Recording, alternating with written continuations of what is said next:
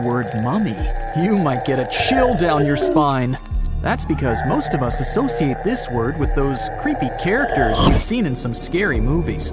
But in reality, mummies have helped us understand a lot about ancient civilizations, their rulers, and about how people used to deal with losing their loved ones. The people most famous worldwide for their mummies are the ancient Egyptians. They believed that some sort of existence after passing away was possible, if certain conditions were met.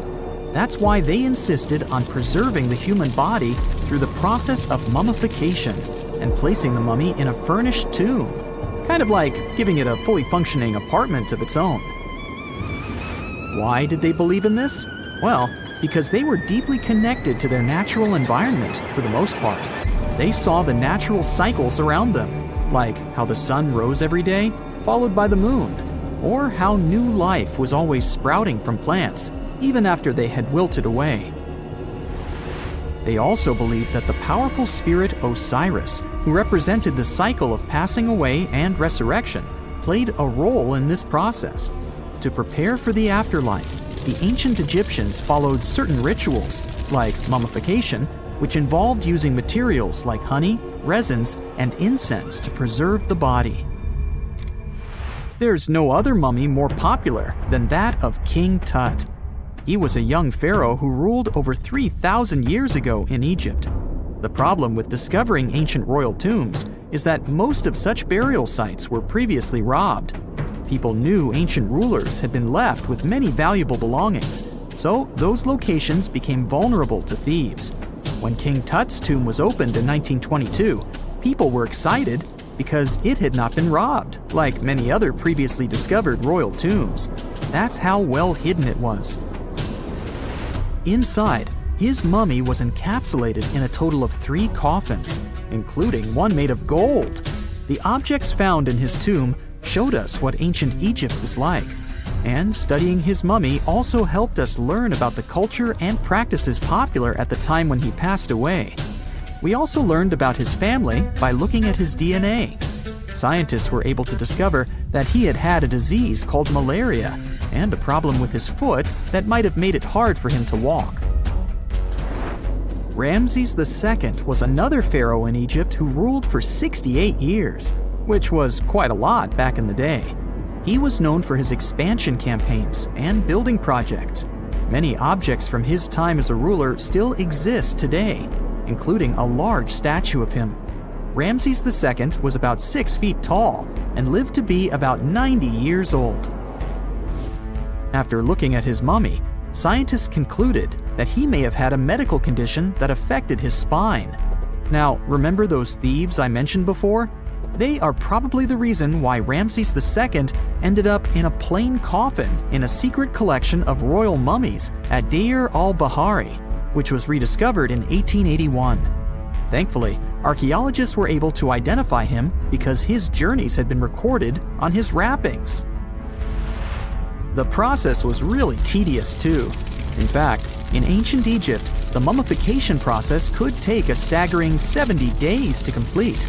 A special person would say a very specific speech while delicately handling the body and drying it out using a type of salt called natron. They also used linen and resin to make the body look more lifelike and to wrap it in cloth. The tomb was equally as important for ancient Egyptians. The walls of King Tut's tomb, for example, were adorned with intricate artwork that depicted his journey to the afterlife, from his burial procession to his passage through the underworld. The ancient Egyptians believed that everyone made this journey after passing away, and they filled their tombs with items and paintings to help the person in their spiritual travels. Additionally, the walls of the tomb were decorated with spells from a special book, which contained a collection of poems that the Egyptians believed would help people reach the afterlife. And speaking of how important this journey was, people also placed food in these ancient tombs.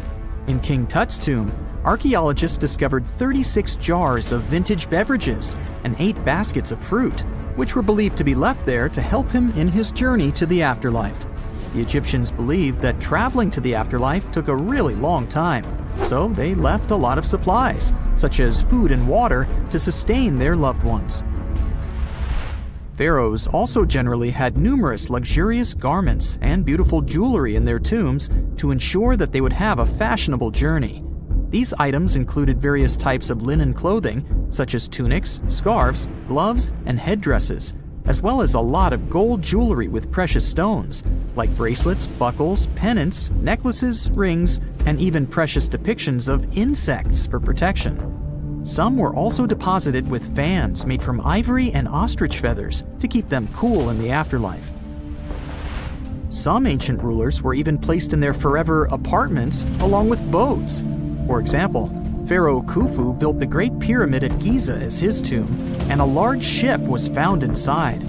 King Tut, however, was buried with multiple boat paddles, but no actual boat. Instead, he had 3 chariots and numerous walking sticks made of precious materials, perhaps indicating he'd rather travel to the beyond by land, not by water. Amongst the most interesting objects found near ancient mummies are bottles of oils and perfumes. If rulers were supposed to be fashionable, why not smell nice too, right? Also, some of them had some ancient kinds of board games, most of them made out of precious materials like gold or ivory. One of those games was called Senet. It was very popular amongst the ancient Egyptians and very similar to modern-day chess. The ancient Egyptians may have the most famous mummies out there, but they weren't the first to invent the procedure. In fact, it all started in South America with an ancient civilization named the Chinchorro. As far as we know today, these people were the first to mummify their loved ones that had passed away. They did it somewhere around 2,000 years before the Egyptians started their own rituals. Sure, we can tell a lot about ancient rulers by studying these mummies, but until recently, we had no idea what they really looked like during their lifetime. Not so long ago, though, some very special mummy paintings were found by archaeologists studying ancient Egyptian objects. These mummy portraits are highly detailed paintings of individuals that were made while they were still alive. Such paintings were often painted on wood, as opposed to the classical portraits we all know about, which are painted on canvas. They are known for their realism and beauty, and have even been used by researchers to diagnose diseases by comparing them to the corresponding mummies. Some of these portraits also include depictions of jewelry, which was later found on the mummies. The recent discovery of these mummy portraits in Central Egypt is significant, as it marks the first time in over a century that such paintings have been found. Mummies appeared all around the world naturally, too. Mummification can occur without people intervening because of natural conditions, like extremely cold or hot environments, places with a lack of oxygen, or accidental exposure to chemicals that preserve the body. These conditions don't allow bacteria to grow, resulting in the body remaining more or less intact. Famous Otzi was one of these mummies. We know today he was a man who lived around 5,000 years ago in Europe. But upon his discovery in the Alps in 1991, Austrian authorities initially believed that he was a modern mountaineer because of how well preserved the body was. However, after the Iceman was removed from the glacier, it was determined that he was actually from the Copper Age. Wow! Scientists have found a lost city beneath Egypt's pyramids. And it's incredibly large, bigger than the biggest target you can imagine. Underground chambers, passageways, and vertical structures. Scientists have no idea what purposes they serve. But let's start from the very beginning. Italian and Scottish scientists studying the Pyramid of Khafra discovered something that looked like secret tunnels under 3 pyramids. This find might change what we know about ancient Egypt. The expedition, called the Khafra Project, was led by Corrado Malunga from Pisa, Italy, and Filippo Biondi from the University of Strathclyde, Scotland. Their mission was to focus on exploring Khafra's pyramid, the second largest on the Giza Plateau. Scientists uncovered a massive structure beneath the Pyramid of Khafra. Could it be an ancient Egyptian underground city? The experts analyzed the data they had and came to the conclusion that 8 large vertical structures could be hiding beneath, possibly wells or shafts. They extend a staggering 6,500 feet across. Imagine placing 2.5 Burj Khalifas on the ground, one after another, and you get the sheer size of this find. These shafts also plunge nearly 2,000 feet underground. Some of the deepest underground stations in the world are located at a mere 380 feet underground or so. These cylindrical shafts are surrounded by spiral paths. Picture some old Gothic castle. They're connected to two giant, weirdly shaped chambers. Are those cubes? Or possibly bowls? Each of these chambers is likely more than 260 feet across. Now, even though we know about the structures now, no one has figured out their original purpose yet. Want to hear something even more shocking? Okay then, the team is almost sure that similar access points can be found under all three pyramids. In other words, all of them might be linked by a hidden system of underground tunnels, chambers, and passages. Even deeper, about 4,000 feet under the surface, there might be more unknown structures. And doesn't it add to the mystery? But the coolest news is that, according to some team members, these hidden structures near Giza pyramids could align with the legendary Halls of Amenti. In ancient Egyptian mythology, it's a place where people are believed to arrive when they're close to the end of their days. There, they are said to take a 3-day-long trial, facing their biggest fears. Now, how did scientists even discover these hidden spaces? To uncover them, researchers used 2 satellites positioned 420 miles above Earth. They sent radar signals to the Giza Plateau, and these signals generated detailed images, which were later compiled into a 3D model of the underground layout, including the newly detected shafts. Then, using synthetic aperture radar or SAR technology, which is a type of radar that can penetrate through stone, the team also spotted 5 small room-like structures hidden deep within the pyramid. One of these chambers contained a sarcophagus, which was once thought to be the tomb of Pharaoh Khafre. But now, scientists believe this was a mistake. The true burial site is likely to be elsewhere. In any case, these 5 hidden rooms were completely unknown before the scans. They seem to be arranged in the center of the pyramid and are linked to underground pathways leading somewhere below the structure. There's an opinion that these tunnels could lead to more hidden chambers and wells. Some of them might be around 4,500 years old. Wow, what if they help us solve ancient civilization mysteries? Preliminary data suggests that all this underground space can be much more than a few empty chambers. There might be many more hidden structures near the Giza pyramids. How come? Well, the thing is, the structure appears to include hollowed-out sections with spiral pathways leading even deeper underground. Refining the images hinting at this could reveal an extensive subterranean network. It might be a whole city hidden under the surface. Now, despite the excitement surrounding these findings, there are also a lot of people who don't believe in the existence of the underground city. They're skeptical about the archaeological discovery in Egypt due to the lack of peer-reviewed verification. That's why several archaeologists and radar experts have challenged the validity of the claims. They've explained that the technology used to make the discovery may not be advanced enough to produce such detailed underground imagery. According to them, the 5 smaller chambers found near the surface could be natural formations, since the area had had sacred significance long before the construction of the pyramids. Some experts have even dismissed the use of radar methods in this context altogether. They call these methods scientifically unproven and question their accuracy. The discovery has also reignited discussions about ancient Egyptian myths and the possibility of hidden texts lying somewhere beneath the Giza pyramids. The layout of the newly detected underground chambers shares similarities with mythological accounts of the Hall of Records, a rumored chamber that could preserve early Egyptian wisdom. If confirmed, these findings could significantly reshape the understanding of Egypt's sacred topography. Plus, this lost city beneath Egypt's pyramid could become physical evidence of previously unknown underground structures. That's why the Khafre project is super eager to begin excavating to confirm their findings. But getting approval from Egyptian authorities is a challenging process. The discoveries still need to undergo peer review before they are accepted by the academic community.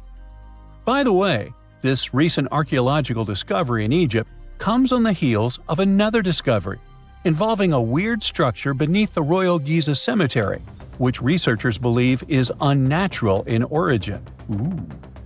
Archaeologists used remote sensing techniques and uncovered a mysterious L-shaped structure underground in the Western Cemetery of Giza. This area is known to house burials of royal family members and high-ranking officials. Many of the tombs in the cemetery have above-ground mastabas, rectangular stone or mud brick structures with flat roofs. But there is an area in the center of the cemetery where there are no above-ground structures. To investigate this unexplored region, the team used electrical resistive tomography and ground-penetrating radar. ERT works by sending electrical currents into the ground and measuring the resistance to detect remains. As for GPR, it sends radar into the ground and maps the structures based on the radar's return. The team found an anomaly about 6.5 feet beneath the surface. It appeared to be an L-shaped structure measuring at least 33 feet in length. The readings suggested that the structure had been backfilled with sand after its construction. This made the team hypothesize that it could be a mix of sand and gravel, or possibly an air void. This anomaly was classified as a highly resistive structure, which meant it didn't occur naturally. Motoyuki Sato, the study's lead author and professor at Tohoku University in Japan, claims that the structure is not a natural formation due to its sharp shape. Another weird thing about ancient Egyptian pyramids is that historians have long believed that they were built primarily for royals and high-status individuals who had the wealth and power to create such massive structures. However, new research from the archaeological site of Tombos in modern-day Sudan challenges this assumption. The thing is, Tombos' pyramid may have served as burial sites for low-status workers as well as elites. The hard-working members of ancient communities may have found their last resting place in some of the most visible monuments, including the pyramids. Located along the Nile River in the ancient region of Nubia, Tombos became part of Egypt after its conquest of the area around 1400 BCE. That's when Egypt established the site to strengthen its colonial control. Workers at Tombos built pyramids, but those were much more modest than the famous pyramids of Giza. The research team reanalyzed 110 human skeletons from Tombos, originally studied in 2012. In particular, they examined the entheses, the areas where tendons and ligaments attach to bones. Such an analysis can give us insights into the amount of physical labor a person performed. When someone does hard labor, their bones often develop distinct crests and ridges at these attachment points due to the stress on the tendons and ligaments. And while some skeletons showed little change in their entheses, suggesting they belonged to individuals from the upper classes, others showed more serious changes. It means they belong to lower-class workers. This finding can totally challenge our earlier understanding of pyramid burials, especially the idea that only elites were buried in the pyramids, because the pyramids themselves were designed for the elite. This recent research may prove that lower-class workers may have found their final resting place in these monumental structures too. For more than 3,000 years, the gold mask of Pharaoh Tutankhamun stayed hidden in the Valley of the Kings. This artifact, which stands about 21 inches tall, shows how skilled and artistic the ancient Egyptians were. But nobody expected that X-rays would reveal its biggest secret. King Tut was the last ruler of his family during the 18th dynasty. He took the throne at just 9 years old, but ruled for only 10 years before he passed away unexpectedly. If we're being honest, back in ancient Egypt, he was mostly forgotten by the rulers who came after him.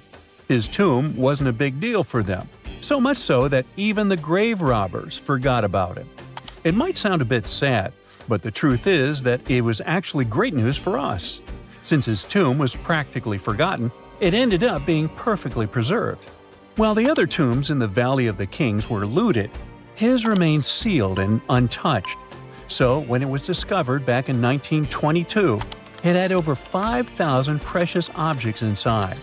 That made Tutankhamun basically an instant celebrity and one of the best-known pharaohs nowadays. Among the treasures was the most stunning piece, his golden mask. This mask is said to be an exact image of the king's face, or at least it was supposed to be, but we'll get to that later. The purpose of this accurate representation of his face was to make sure that his soul would recognize him in the afterlife and return to his mummified body. In ancient Egyptian beliefs, this would allow him to continue living in the afterlife. The details of the mask clearly looked incredibly difficult to create, but people didn't realize how complex it truly was until many years later. The first X-rays of the mask were taken in 1967. Back then, the main reason for these scans was practical – conservation. The mask was heading to Paris for an exhibition, and it was the first time it had ever left Paris. This would help them keep track of any changes during the exhibit. Plus, the images could give clues about how the mask was made, but back then, they probably didn't fully realize just how complex its construction was. I mean, Egyptian goldsmiths didn't use modern soldering techniques, so how did they make this mask? New X-rays taken in 2007 gave us some answers. It turned out the Egyptians didn't use pure gold, which is 24 carats. The mask was actually made of 23-karat gold, meaning it was mixed with another material. So specialists discovered that the gold sheets contained a small amount of copper, a reddish-brown metal. This was likely done to make the material more flexible and easier to shape. They would then shape the gold sheets by heating and hammering them over and over again. But there was one more secret inside the mask that wasn't discovered until 2015. The year before, the staff at Cairo's Egyptian Museum were working on the mask display when the long beard of the mask accidentally got knocked off. Another theory is that the beard had become loose over time and just fell off. Either way, the fact that King Tut's beard came off caused a lot of stress. After all, we're talking about one of Cairo's biggest tourist attractions, so the experts had to fix the problem quickly. The restoration process started with a detailed recording of the mask's condition. To do this, they had to take a full three-dimensional scan of the artifact. And, by accident, they found something very interesting in the mask. Inside the royal beard, there is a gold tube, an intriguing structure that the Egyptians likely used to attach the beard to the rest of the mask. And that proved, once again, that the process of making this mask was even more complex than experts thought. But the mysteries don't stop there. Remember how we mentioned that the mask was thought to perfectly represent King Tutankhamun's face? Well, that might not be entirely true. Some popular theories suggest the mask was never meant for him and was actually made for someone else. A study published in 2015 suggested the mask was originally made for a female pharaoh, his supposed stepmother, the famous and beautiful Egyptian queen Nefertiti. The biggest clue comes from an inscription on the mask. At first glance, it seemed to belong to Tutankhamun, but after a close examination, researchers noted that something else was actually written underneath King Tut's name. The royal name stamp seems to have been altered, and originally it had something written on it that translates to Queen Nefertiti. There is another feature of King Tut's golden mask that was overlooked for years, which adds even more mystery. As we mentioned earlier, experts believe he wasn't respected much by the pharaohs who came after him. And one of the clues that made archaeologists think this is the pierced ears on the mask. Some researchers believe that King Tutankhamun wouldn't have worn earrings after he was a kid. So, according to their theory, by the time he passed away at 18, he shouldn't have been represented with pierced ears. This could also support the idea that the mask originally belonged to Nefertiti, or maybe to someone who wasn't even connected to King Tut. But the mask isn't the only source of mystery. In fact, his whole tomb is full of puzzles. Recently, historians found a sign that the place where King Tut was supposed to be buried was changed at the last minute. For years, experts wonder why a pharaoh who ruled for 9 years ended up in such a simple tomb. When compared to the grandeur of other pharaohs' tombs, his tomb seemed, well, a bit plain. The idea that a king like Tutankhamun would have such an unremarkable resting place just doesn't match up with the power and importance he must have had in ancient Egypt. So, what happened? Well, apparently, this might have something to do with his successor, Pharaoh I. After King Tutankhamun passed away, researchers believe that Ai made sure to erase him from Egypt's history. So, one theory suggests that he was probably behind the quick decision to place King Tut's body in a smaller, less impressive tomb. When experts looked at Ai's own tomb, they found something interesting.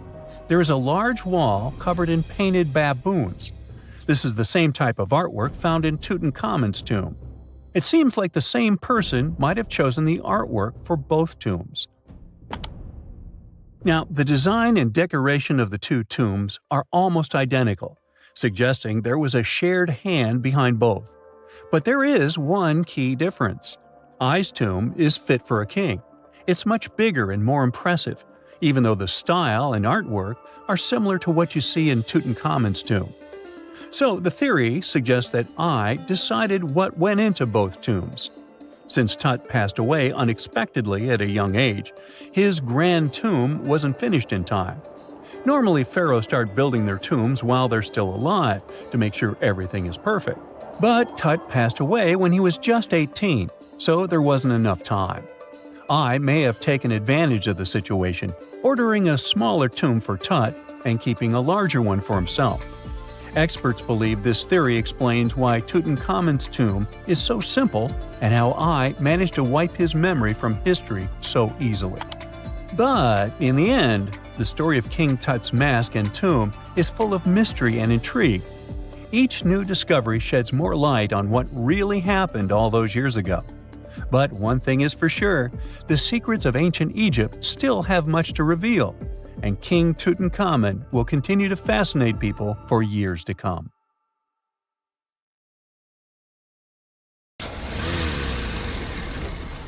And now we're off to almost 5,000 years ago. Let me take you to ancient Egypt, where back in 2550 BC, guess what? The construction of the Great Pyramids of Giza started.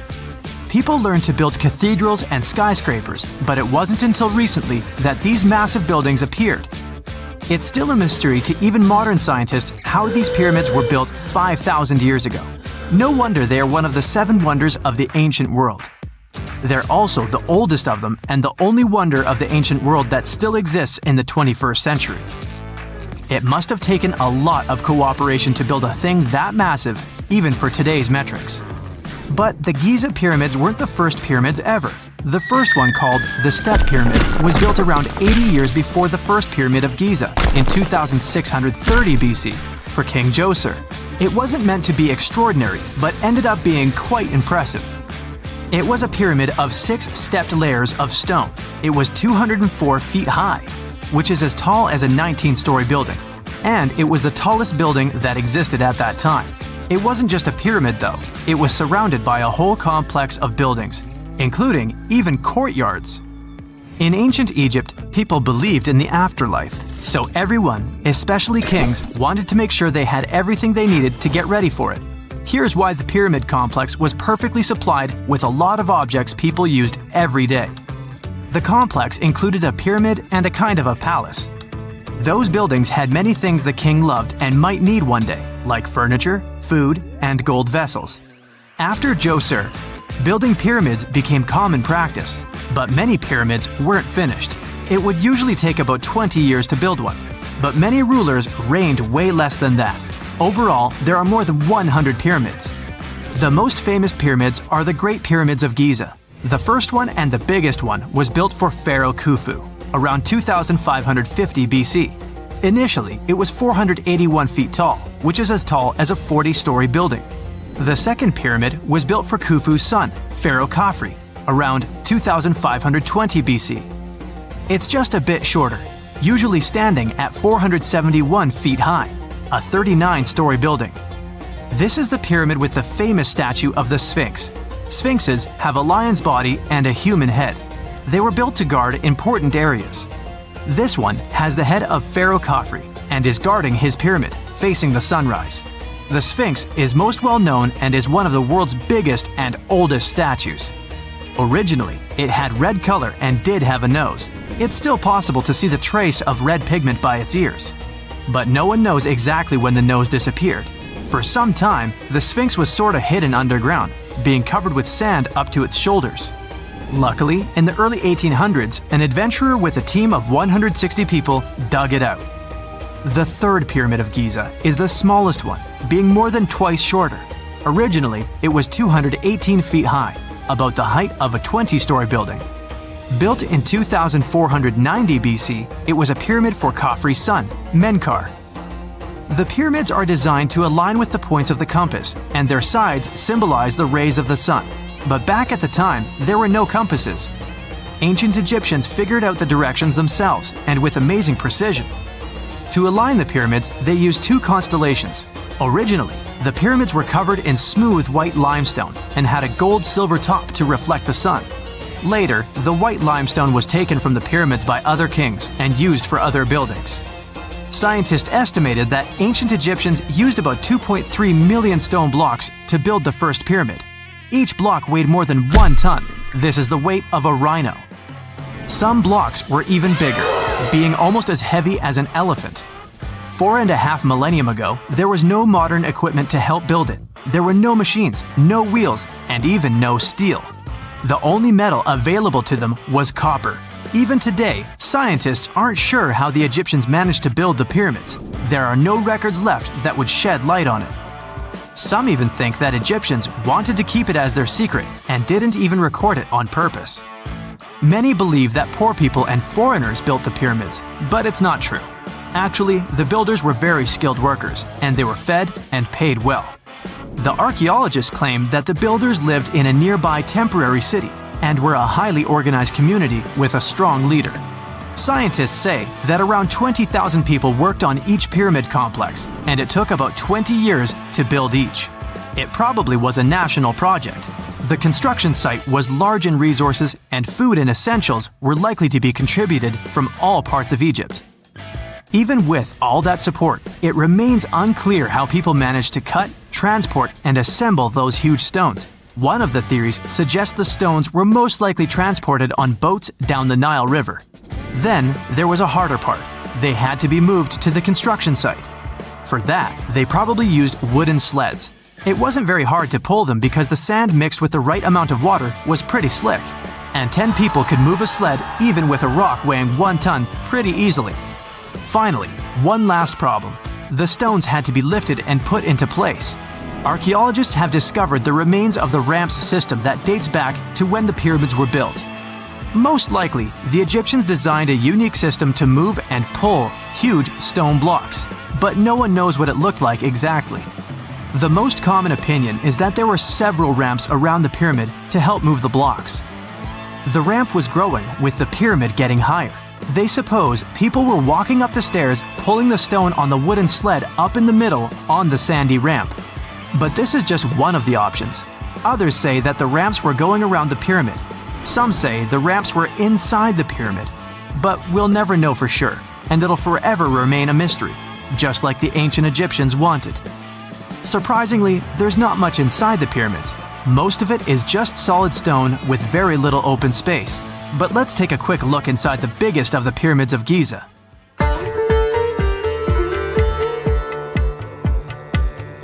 From the entrance, there are 2 stairs, one going down and the other one going up.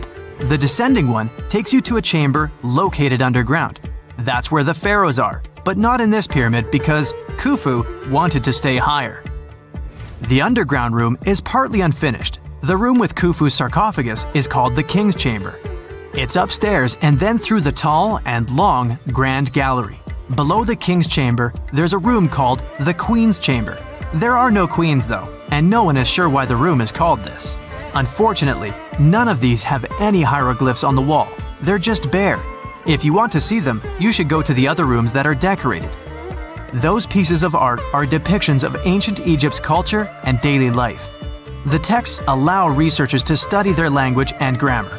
Sadly, the treasures that once were here in the pyramid are long stolen.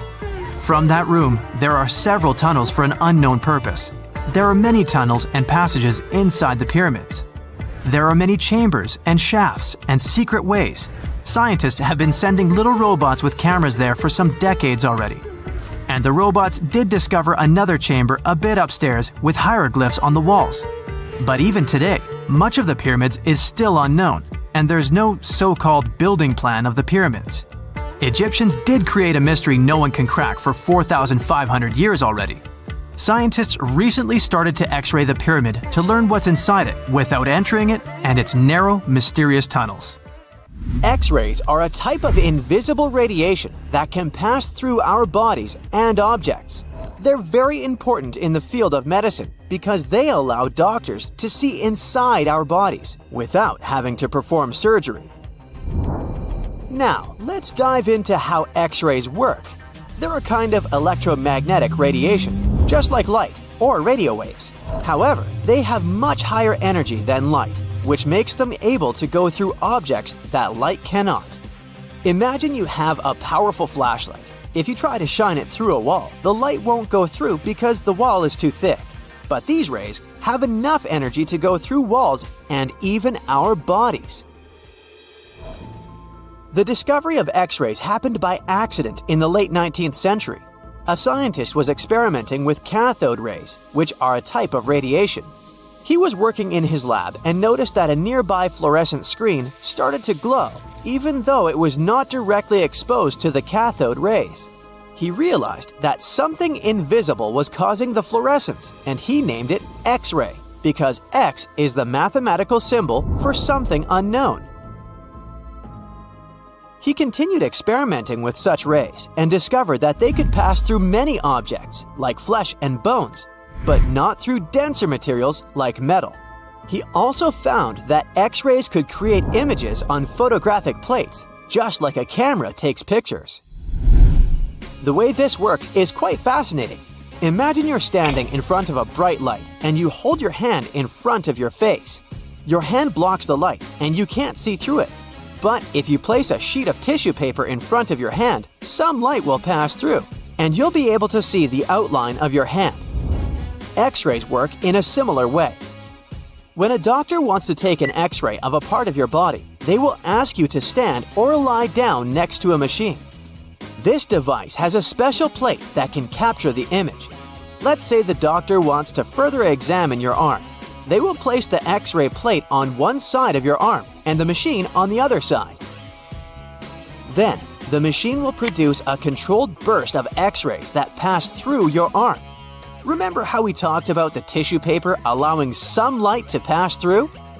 Well, in this case, some of those X-rays will go through your arm, while others will be absorbed or blocked by the denser parts of your body, like bones. The plate captures the X-rays that pass through your arm, and it creates an image. This image shows the bones and other structures inside your body, allowing the doctor to see if there are any problems or injuries. Now, you might be wondering why X-rays can pass through some things but not others. It has to do with the density and composition of the objects. Denser materials like bones absorb more X-rays, so they appear white in the image. So when you look at the result, you'll see your bones as white shapes. Other tissues like muscles and organs are less dense and allow some of those rays to pass through, so they appear as gray shadows. What if I told you there's a whole new way you can peek inside objects, but without using X-rays? I'm not talking about magic powers. Take a comfortable seat while I explain what mutography is. This fascinating scientific technique allows us to see inside objects and even beneath the Earth's surface using a special type of particle called a muon. These elementary particles are very similar to electrons, but they're much heavier. They are created high up in the Earth's atmosphere when cosmic rays, which are particles coming from space, collide with the air molecules. Now, muons are special because they can pierce through different materials. They can pass through rock, soil, and even buildings. Scientists realized this potential back in the 1950s when they were studying cosmic rays and noticed that some of the particles could pass through thick materials. The first muography experiments took place in the 60s. Specialists discovered that muons can be detected using special devices called muon detectors. These detectors are usually placed underground or in specially designed laboratories to shield them from other particles and background radiation. Now let's dive into how muography actually works. Imagine you have a large object, like a pyramid, a mountain, or even an ancient statue, and you want to see what's inside without damaging it. First, detectors are positioned around the object or in the area you want to examine. These detectors are sensitive to muons and can track their paths. When such a particle passes through a detector, it leaves a trace, like footprints in the sand. By collecting data from multiple detectors, scientists can reconstruct the paths. Here's where things get really cool. The Earth's atmosphere acts like a natural filter for muons. It turns out that the more massive an object is, the more particles it will block. So, if you have a large, dense object like a mountain, fewer muons will pass through it compared to a smaller, less dense object, like an empty box. This difference in the number of particles that reach the detectors can give us clues about what's inside the objects. Scientists use computer algorithms and mathematical techniques to analyze the data and create images. These images represent the density distribution of the object being studied. It's like creating a map that shows where the densest areas are and where there's gaps inside the object. The concept of muography is similar to using shadows to understand the shape and size of an object. Imagine you're standing in front of a bright light and you place your hand between the light source and a wall. You'll see a shadow of your hand on the wall. Based on the shape and size of the shadow, you can get an idea of what your hand looks like, even though you can't see it directly. This technique has been used to study various objects and structures. For example, scientists have used it to explore the inside of volcanoes and pyramids, and even to investigate the structure of mountains and the Earth's crust. With the help of this amazing technique, scientists have now uncovered new information about the Great Pyramid of Giza. They discovered something that had eluded tomb raiders for centuries. They found a hidden chamber. And guess what they named it? The Big Void. Yeah, I know, not the most creative name. They even used 3 different muon detection techniques just to be super sure that it was indeed a big, mysterious void inside the grandest pyramid of them all. Once news got out about this mind-boggling discovery, Egyptian authorities couldn't resist the temptation to explore further. So, they brought in an endoscope camera to confirm the existence of this epic void. So, they inserted a camera through one of the openings underneath the entrance, and voila! It revealed a corridor. More so, the corridor had a chevron ceiling. I can't help but imagine the ancient Egyptians using it as a cool dance floor. Another team of scientists decided to take another shot at scanning this newfound void. According to them, the Great Pyramid of Giza is a pioneer in the pyramid game. It used a technique called chevron to cover internal structures and keep them from collapsing. Now, why did the ancient Egyptians build this corridor and the grand void it leads to? One theory suggests that the corridor was built to relieve pressure inside the pyramid. Another theory says that the void could be a result of the pyramid's construction process. It could have been an internal ramp used to move roof blocks into position, and then it was left there or filled loosely with rubble.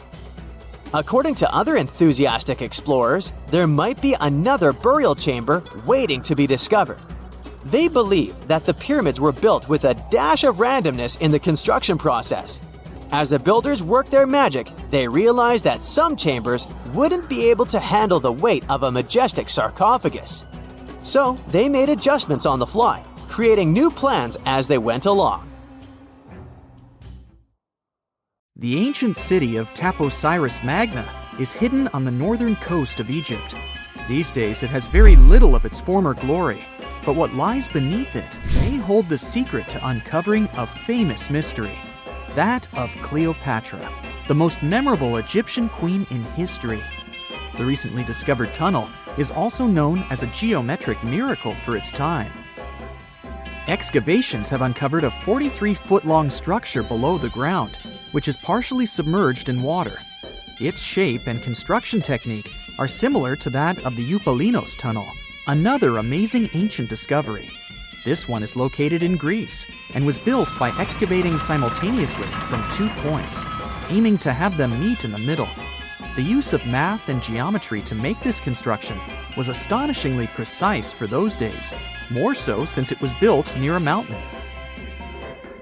Archaeologists that have been working on the Taposiris Magna site since 2004 believe this tunnel may lead to the lost tomb of Cleopatra.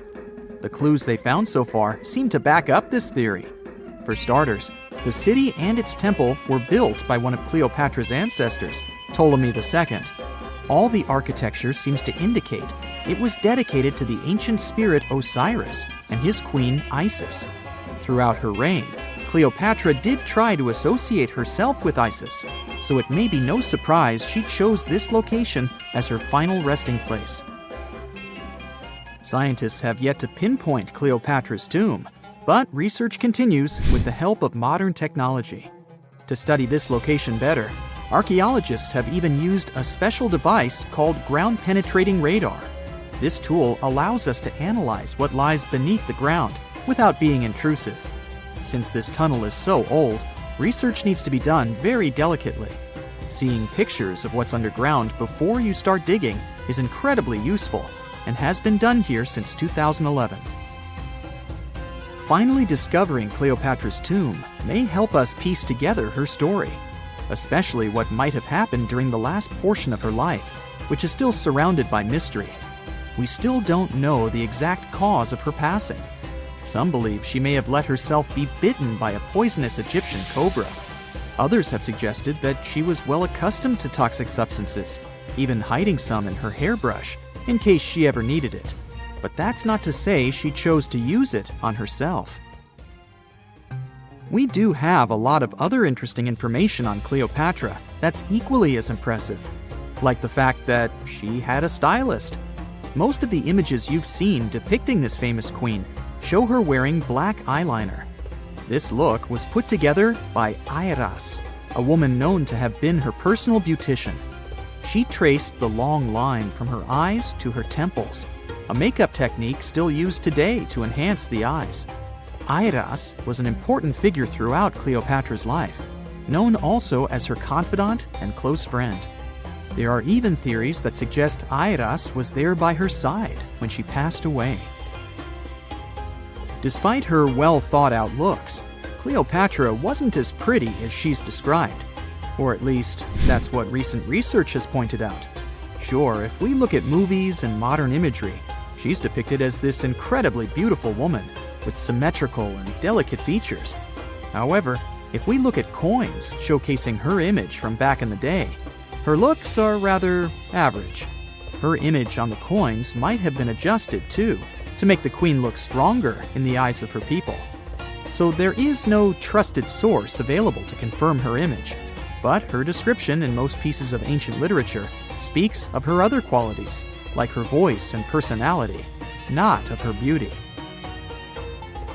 Cleopatra might have been the most famous Egyptian queen to this day, but she wasn't the first choice.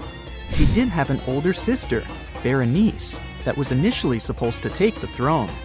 Berenice passed away before she could do that, so Cleopatra took on the role and began investing in her education. She traveled throughout the country quite frequently, so she could become accustomed to her people and their needs. She was only 18 when the responsibilities were passed down to her, and immediately gained popularity because of her intelligence and education.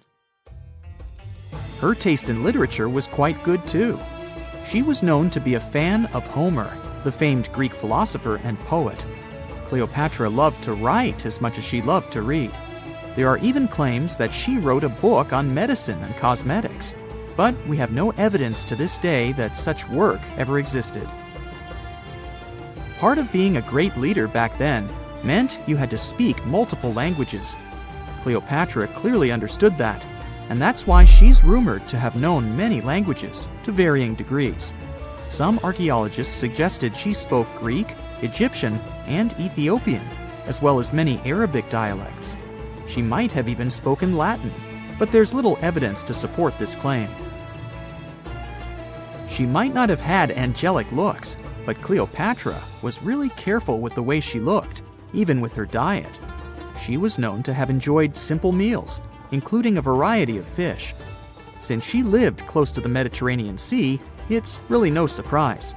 As a treat, she liked to eat stuffed pigeons, which she also served to her guests. Other dishes on the menu included vegetables and fava bean soup.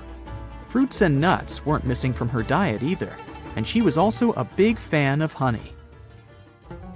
Recently, a team of experts has even tried to recreate her famous perfume. Think of it like the ancient equivalent of Chanel No. 5. Cleopatra was known to be a fan of luxurious scents, which she believed could even influence how people treated her when they met. The basis of this scent is myrrh, a resin gathered from a local tree. Other ingredients added to the mixture were also found back in the day, like cardamom, olive oil, and cinnamon.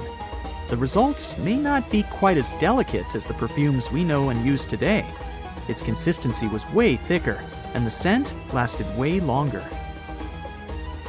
When she was at the height of her power, Cleopatra might have been the richest person in the world. Back in the day, she ruled over a territory that stretched across the Mediterranean, from modern-day Libya in the west through Egypt to Syria in the east. This is the largest territory ever ruled over by a woman. In today's currency, her worth might have been somewhere around $95 billion. The calendars we use today may have been introduced by Cleopatra herself. She presented the idea of leap years and leap days to Caesar, the Roman emperor she was known to have been close with. Taking her advice, Caesar made these adjustments part of the official Roman calendar. The ancient Egyptians already knew the year was longer than precisely 365 days. They discovered this by studying the brightest star in the sky, called Sirius, and concluded that a year is actually 365 1/4 days long.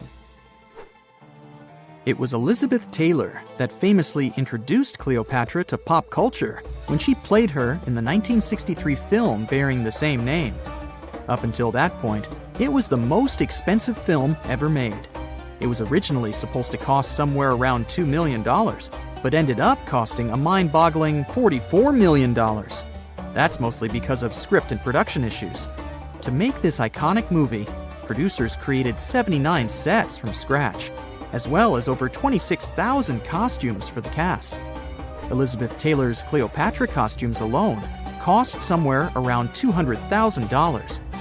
Thankfully for the producers, the movie made headlines and was well received by critics, making it a box office success. A lot of people associate Cleopatra with another famous Egyptian ruler, King Tutankhamun, nicknamed King Tut.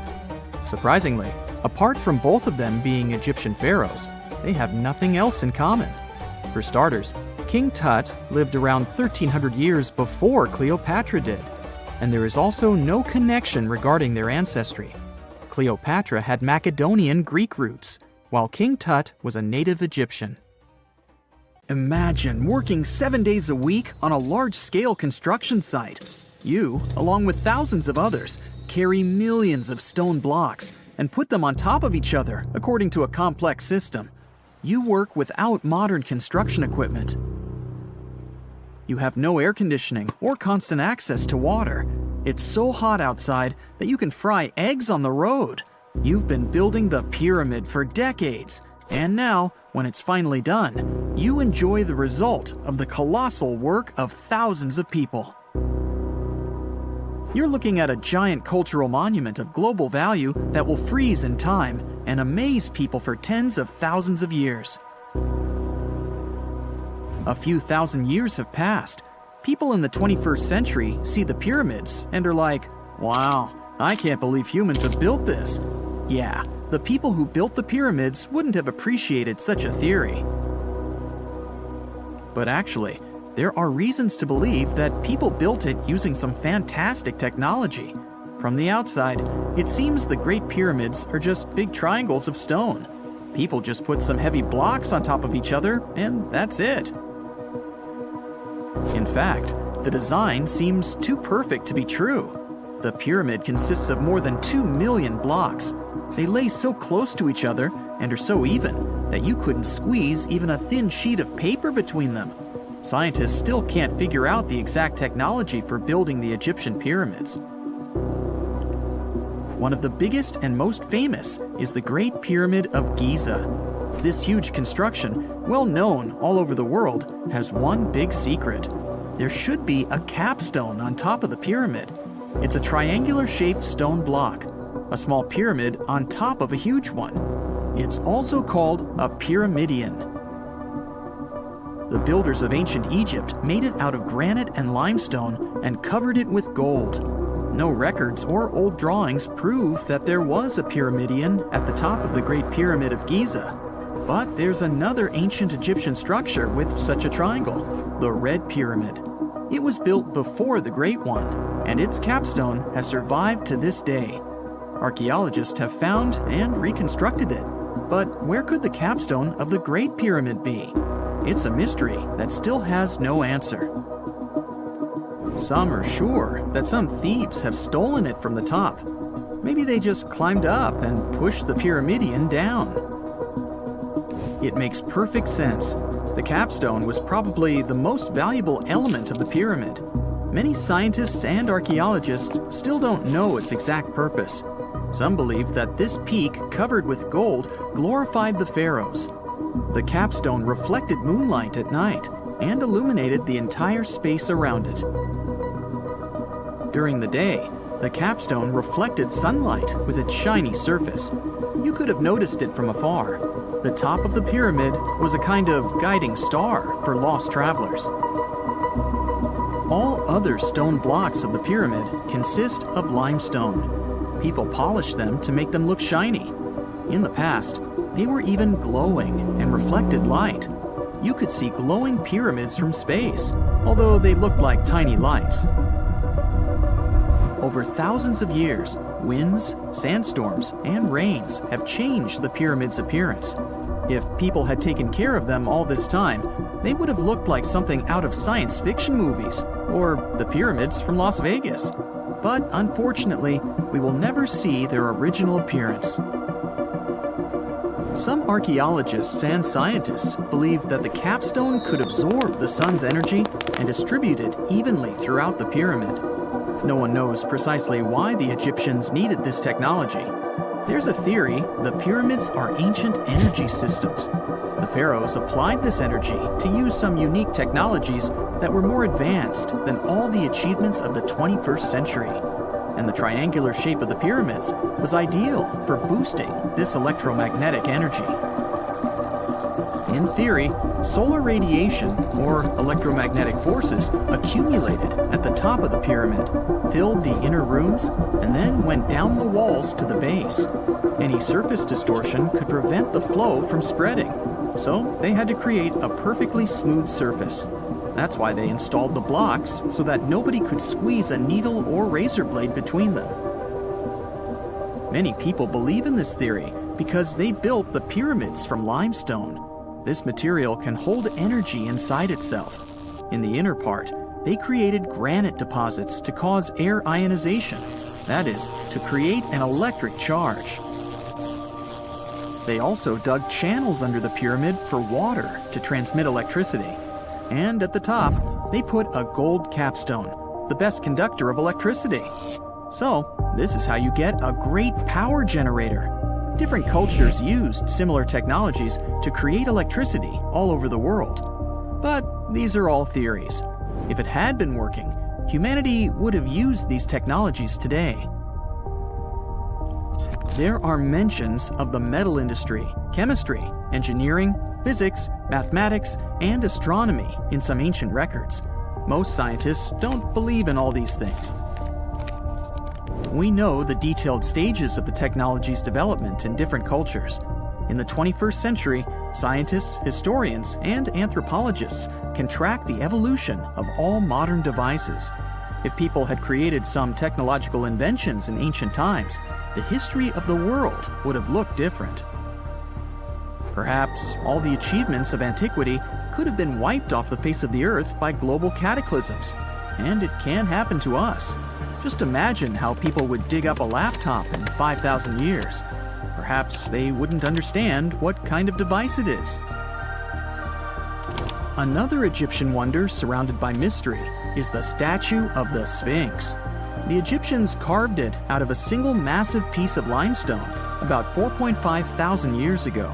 But scientists still don't know the exact date of its construction or who built it. People painted the Sphinx in different colors, so it looked much brighter and more vivid in the distant past. It was shining just like the Great Pyramids. Anyway, time hasn't only changed its appearance, but its name too. Initially, the Egyptians called it Hora-Mekhet. The Greeks renamed it the Sphinx about a few hundred years after it had been built.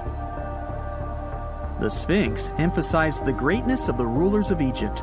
It also performed a symbolic function of a watchdog guarding the tomb of the pharaoh and the paths leading to it. This version sounds realistic, since archaeologists have discovered many secret entrances at the foot of the Sphinx. Perhaps these rooms and intricate tunnels lead to underground halls with treasures. And treasures don't always mean gold and jewelry. According to legends and theories, the Sphinx guards the Hall of Records, the storage of all humankind's knowledge. The information about the ancient mythical state of Atlantis could be there. You can find many detailed maps of the internal dungeons of the Sphinx on the internet. They show structures 12 stories deep under the statue. It looks like a small city filled with gold, scrolls of knowledge, and various ancient artifacts. But don't believe all these maps. These are just theories. Several thousand years have passed, but people have very little information about it. Archaeologists know that there are still many strange and exciting things about the Sphinx that are still undiscovered. Some locals are afraid to research because they believe they can awaken something terrible from the underground depths. Therefore, it's mostly scientists from other countries who conduct the excavations.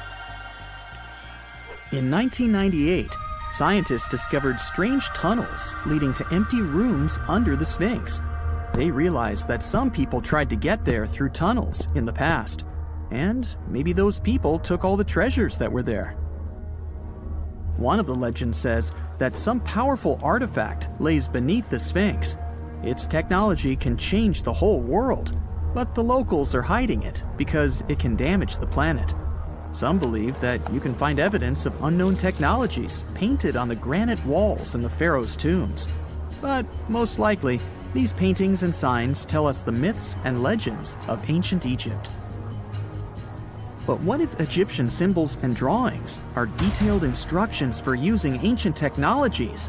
What if the locals that lived at that time thought, people in the future won't be able to get energy themselves.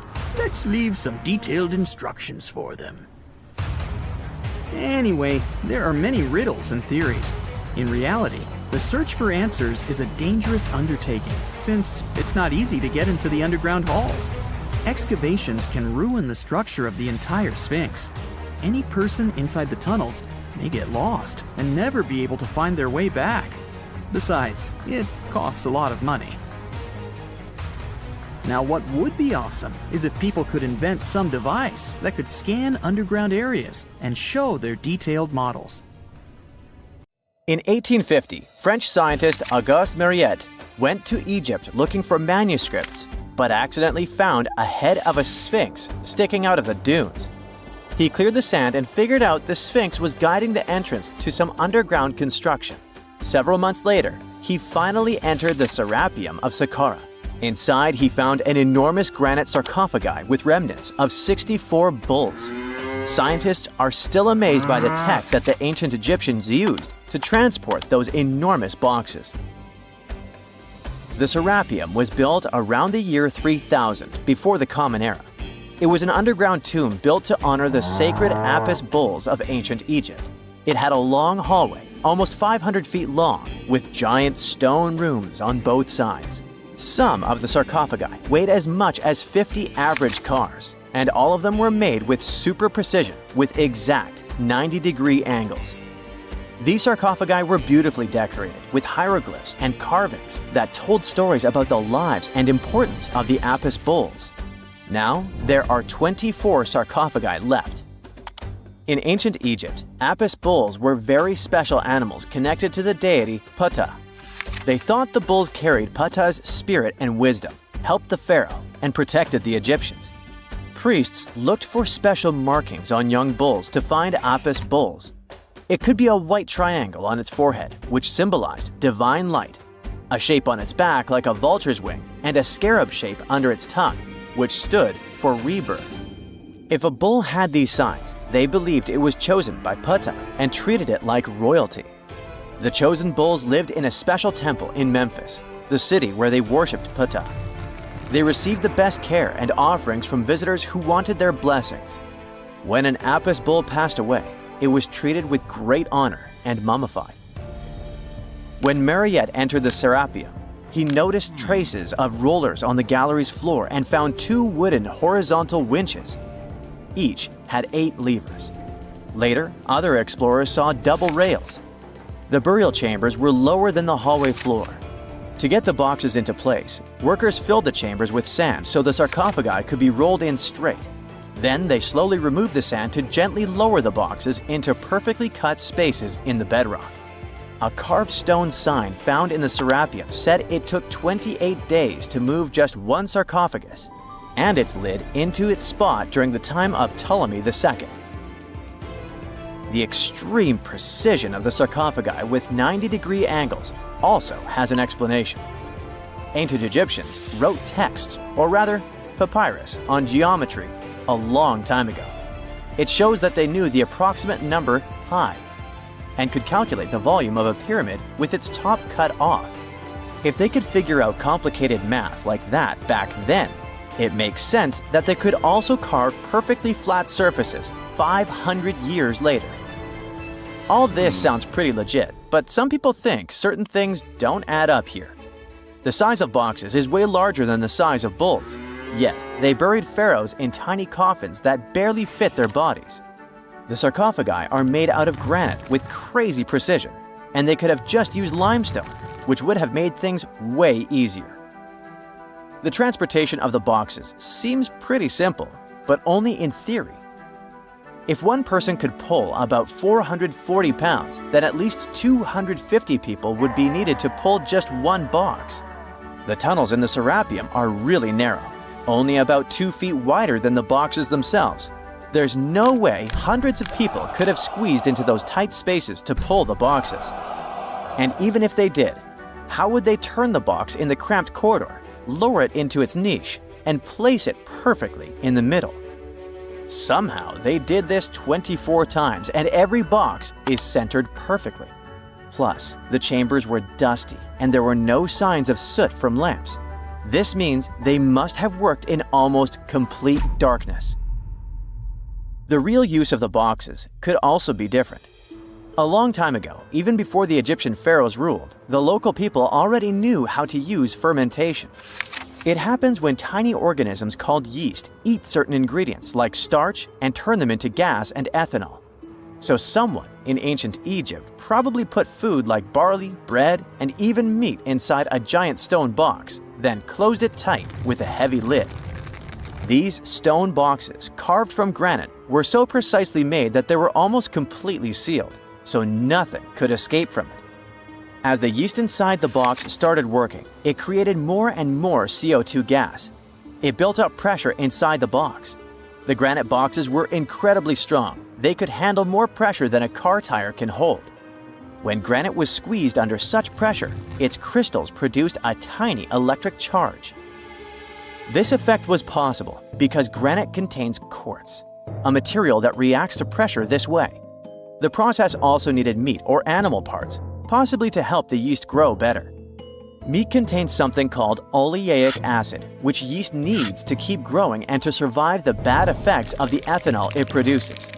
As the pressure inside the box kept growing, the combination of gases and electricity made these boxes not just ancient fridges, but powerful energy systems. Over time, the pressure inside got so strong that it could push the lid open and the gas would escape with a pop. But when people rediscovered the Serapeum in 1850, they found old drawings that showed piles of stones stacked on top of some of the box lids. So, someone long ago probably tried to make the lids even heavier by adding extra weight to make it harder for the gas pressure to push them open. This extra weight also meant the quartz crystals in the granite could keep creating more electricity under all that pressure. If someone opened one of these stone boxes thousands of years later, they would only find bones from bulls that were placed in the box.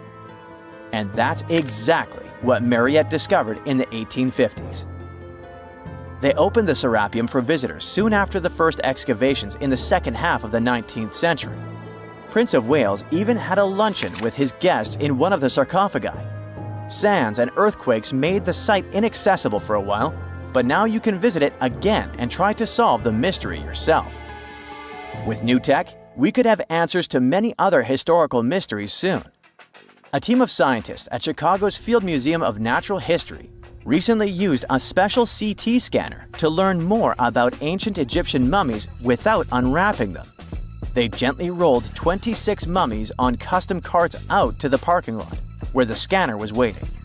It took thousands of detailed X-ray pictures of each mummy and their coffins. When all the pictures were put together, they created 3D images that showed what was inside, the skeletons, and some artifacts. The scientists hope these images will help them understand ancient Egyptian burial practices from over 3,000 years ago. Even though the scanning process only took 4 days, it might take 3 years to study all the data. But scientists were able to learn some personal details about the mummies. One of the most popular mummified individuals at the museum, Lady Chineta, was a woman who lived in ancient Egypt about 3,000 years ago. It looks like she passed away in her late 30s or early 40s. To make sure her body looked complete for the afterlife, embalmers put stuffing in her neck to keep it from collapsing. They also placed artificial eyes in her sockets, so she would have eyes in the next world. She was wrapped in fancy linen and placed in a beautifully decorated coffin. The scans revealed that it had been carefully crafted with a slit at the back, which embalmers used to fit the body. There were also some artistic details on the surface, like markings for her knees. It looks like her burial was on the scale of a high-end luxury car. So looky here, scientists discovered ancient artifacts near King Tut's tomb. Turns out, his VIP final resting place looks more like a public graveyard with about a dozen wooden coffins that's been there for around 3,600 years. Okay, I might have exaggerated a tad. The 11 tombs weren't exactly right next to King Tut, but they were close, near the same city of Luxor.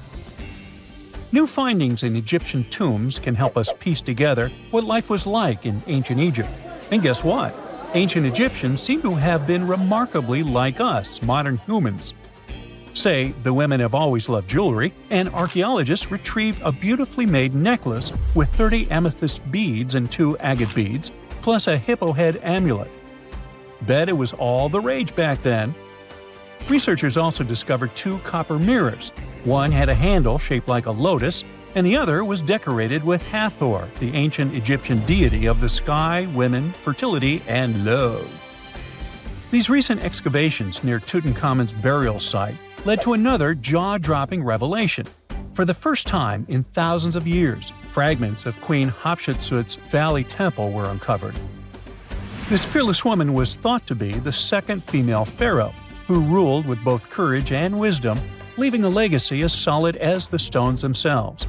Her temple, hidden for ages, opens a window into a time filled with power, intrigue, and spiritual devotion. Archaeologists found over 1,000 beautifully decorated stone blocks on the outskirts of Hatshepsut's funerary temple. There were very few women who managed to take the throne in ancient Egypt. Another tomb was found nearby, and it belonged to the overseer of Queen Teti Sheri's palace, whose name was Jehuti-Mez. Queen Hatshepsut seems to have even more tombs, aces up her sleeve. These tombs were carved into the rock instead of being built as pyramids, showing a unique ancient perspective on how to protect the soul in the afterlife. Experts managed to retrieve some cool ancient pieces from the site. Toys made of clay, mummy masks, winged scarabs, and some amulets. Sadly, there surely used to be way more artifacts, but over the last centuries, there have been people other than archaeologists to stumble upon this site.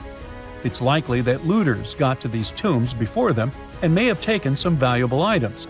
But they did leave behind some cool stuff for the researchers, like pottery used for offerings of bread and meat, along with archers' bows that connect the tomb's owners to the Egyptian military. Meanwhile, soul protection is way more important than you might think, especially if you're roaming around Luxor looking for ancient secrets. You aren't scared of King Tut's curse, are you? Let me tell you what happened to those who weren't scared, but promise me to take it with a dash of salt, okay? For years, Egyptologists, especially those who believed in paranormal activity, were convinced that there was an unsettling curse surrounding Tutankhamun's archaeological discoveries. This belief stemmed from the mysterious and untimely demise of several excavators who discovered the tomb in 1922 with no logical explanation for why they passed away. It was just easier to chalk it up to something supernatural and avoid the whole mess. But it turns out it wasn't a curse at all. It was likely the radiation that caused those excavators to perish. Now, you might wonder where the radiation came from. After all, while radioactivity was discovered in the 19th century, ancient Egyptians, despite their impressive pyramids, didn't have any radium lying around to make Tut's tomb glow like crazy. So, what could be the real story? It might have been toxic waste behind it all. Toxic levels of radiation from uranium and hazardous waste have been lurking inside the tomb since it was sealed over 3,000 years ago. The burial chamber of Tutankhamun's tomb reportedly has such high radiation levels that anyone who steps inside could easily end up with a fatal dose of radiation sickness or an incurable condition. By the way, you can have a somewhat similar level of radioactivity if you don't get rid of those moldy dinner leftovers you left to perish in your fridge a month ago. But this radioactivity isn't exclusive to Tutankhamun's tomb. Ancient Egyptian artifacts discovery is rewarding yet dangerous due to unusually high radiation levels in Old Kingdom tombs all over Egypt. Geiger counters have detected radiation at 2 sites near the Giza pyramids, and radon, a radioactive gas, has been found in several underground tombs in Sahara. Interestingly, experts believe that the builders of these ancient tombs were aware of the toxins, as some eerie warnings were carved into the walls of many tombs. One inscription ominously declared, "They that break this tomb shall meet their end by a malady that no doctor can diagnose." Other ominous phrases like "forbidden," "due to evil spirits," only added to the fear that supernatural curses haunted these ancient sites. Ominous signs have stunned archaeologists since forever, but the fear grew even stronger a century ago with the mysterious passing of Lord Carnarvon, who funded King Tut's excavation in 1922 and reportedly explored the treasure-filled rooms, along with several others who entered the tomb. Arthur Weigall, another British Egyptologist who was present at the tomb's opening and is credited with starting the curse myth, passed away young when he was just in his 50s in 1934. Chances are the condition that made him pass was connected to radiation. In total, 6 out of the 26 people who were there when the tomb was opened met their end within a decade from various causes. Not only X-ray exposure, those reasons include asphyxia, stroke, heart failure, pneumonia, and even poisoning. Well, isn't this getting a little grim? There was one guy who opened the tomb and somehow managed to avoid the infamous curse, Howard Carter, or so it seemed. Some folks pointed to his survival as proof that the curse wasn't real. After digging up the tomb, Carter published several books on the topic and shifted gears from archaeology to dealing in antiquities for various museums. Despite dodging demise or injury, rumors swirled about how the curse may have impacted him in other ways. One of the big stories linked him to Lord Carnarvon's daughter, Evelyn. Some said he was madly in love with her, but she married someone else, so he chose to stay single. Others claimed they had an affair while she was in Egypt, which ended when her father passed away and she left the country for good. However, there wasn't much evidence to support these stories. Evelyn was just 6 when they met, and they remained friends until his last breath. She was even one of the few attendees at his funeral, but denied any romantic involvement, saying they weren't that close. A year after the revolutionary discovery near King Tut's tomb, Evelyn married politician Sir Brograve Beauchamp and had a daughter. That same year, Beauchamp toured the tomb with his parents, guided by Carter himself. Carter never married and, aside from those posthumous rumors about Evelyn, had no other romantic connections. While the curse adds an intriguing twist to his life story, his tendency to keep relationships at arm's length was evident long before the tomb was opened. It seemed Carter just wasn't a people person. In 1939, after battling a serious illness, he ultimately succumbed to fate. He was 64, which was a pretty common life expectancy in the UK back then, so no one really thought it was off and linked it to an ancient curse. When he passed, it turned out he had several artifacts from Tutankhamun's tomb in his London apartment, which were eventually sent back to Egypt, marking what some viewed as the curse's end. Who knows? Maybe if he hadn't had all those ancient souvenirs at his place, he would have lived way longer. But all the other demises might seem off. The curse theory was likely fueled by some strange events during the excavation. Carnarvon got a mosquito bite that became severely infected, and around the time they opened the tomb, Cairo experienced a bizarre power outage and a freak sandstorm. Back in England, the Earl's dog, Susie, managed to escape from Carnarvon's house and began barking frantically at seemingly nothing. At least that's what the staff and family saw. Strangely enough, at the very moment her owner's heart stopped, Susie started howling and fell down without showing any signs of life. Maybe radiation didn't play a crucial role after all, and those were indeed ancient artifacts from King Tut's tomb that made them all perish. Spooky, huh? Whenever you hear about ancient ruins, you almost never picture them being suspended somewhere, or just randomly hanging on the branch of a tree, right? In fact, for most of the ancient artifacts we have exposed in museums all over the world, archaeologists did quite an impressive amount of digging. You see, buildings have this funny way of fading away over time if not properly taken care of. Sometimes we need to reuse some building materials, so an older construction may be sacrificed in the process. Other times houses are abandoned, and once they are exposed to the elements on the surface, like rain or sunlight, they don't really stand a chance. Some just simply crumble away due to good old erosion. So the only way a piece of architecture can survive the test of time is if it's somehow gotten buried deep down. Now, how did they end up buried in the first place? Well, it's quite the comedy of errors. Ancient cities had a habit of gradually raising their ground level like a kid adding toppings to their ice cream sundae. You see, these settlements were always busy collecting food and building materials to keep up with their ever-growing population. But hey, who has time to deal with waste and rubbish? It wasn't exactly high on their to-do list back in the day. So when it came to building new houses, ancient civilizations found it much easier to save their sweat and tears by piling up the rubble and constructing right on top. But that's not all. Rivers would also occasionally flood and deposit a layer of sediment on the city floors, further encapsulating those ancient constructions. And in those dry regions like the desert, where the wind likes to show off its sand and dust dance moves, you can bet it was a constant struggle to keep the establishments clean. One hilarious example is the Sphinx, which had its head buried in sand until a group of archaeologists unearthed it in 1817. Some ancient towns eventually got covered up because they were completely abandoned.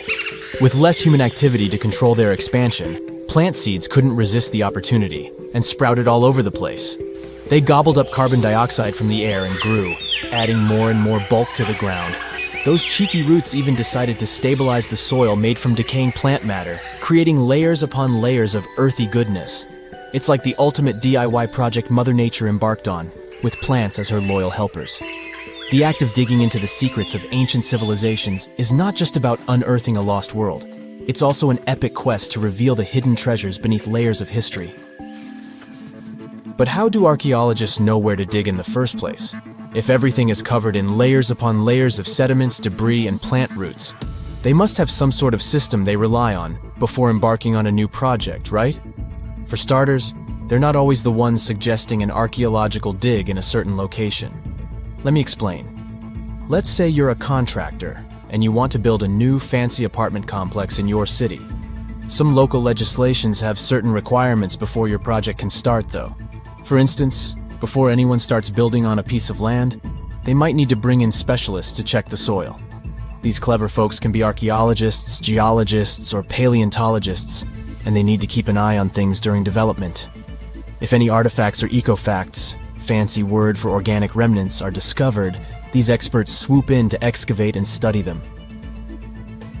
But what about sites that have nothing to do with bulldozers and yellow hats? Archaeologists have more than one trick up their sleeves when it comes to locating ancient hotspots. They dive deep into historic records with a healthy dose of detective work. By sniffing out old documents and maps, they can piece together the puzzle of human activity in a specific area. If a site has been visited before, it's even better. Finding records of past excavations or historical accounts can give archaeologists lots of information on where to continue their treasure hunt. Before archaeologists start swinging their shovels, they engage in a bit of a visual scan mission. Armed with a grid system, they'll stroll around the site, keeping their eyes peeled for any artifacts that might be hiding just beneath the Earth's upper layer. From groundstone tools to historic glass and even ancient garbage dumps, yes, they're also valuable. These keen-eyed explorers can spot signs of human activity faster than most people.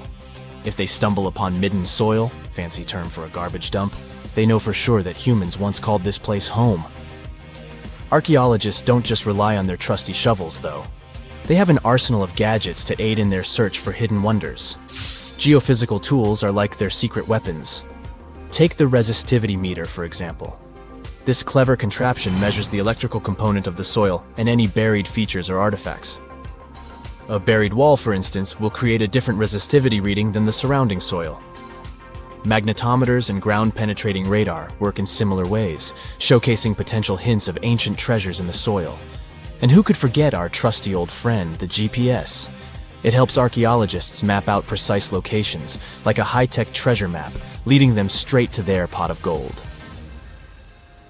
Care to virtually visit some of the most important archaeological sites in the world? Well, follow me. In the United Kingdom, for instance, you'll find this interesting place called Stonehenge. It's one of many henges scattered around, but this one really takes the cake. Picture this: massive ancient stones standing tall and proud, arranged in a funky outer ring and an inner horseshoe, with some smaller stones thrown in for good measure. And guess what? These amazing stones have been around for over 5,000 years. Talk about a serious case of rock-solid longevity. Now, here's where it gets interesting.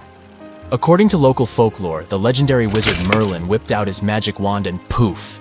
He teleported these massive stones all the way from Ireland. Apparently, some giants had assembled them there, but Merlin decided they would look much better at their new location. Others think it's just the ruined remains of an old Roman spiritual edifice. These amazing structures were built by our Bronze Age ancestors. With their simple tools and limited tech, they managed to create this monumental masterpiece. Impressive, right? Unfortunately, there's still so much we don't know about this area. Stonehenge's initial purpose remains a mystery to this day.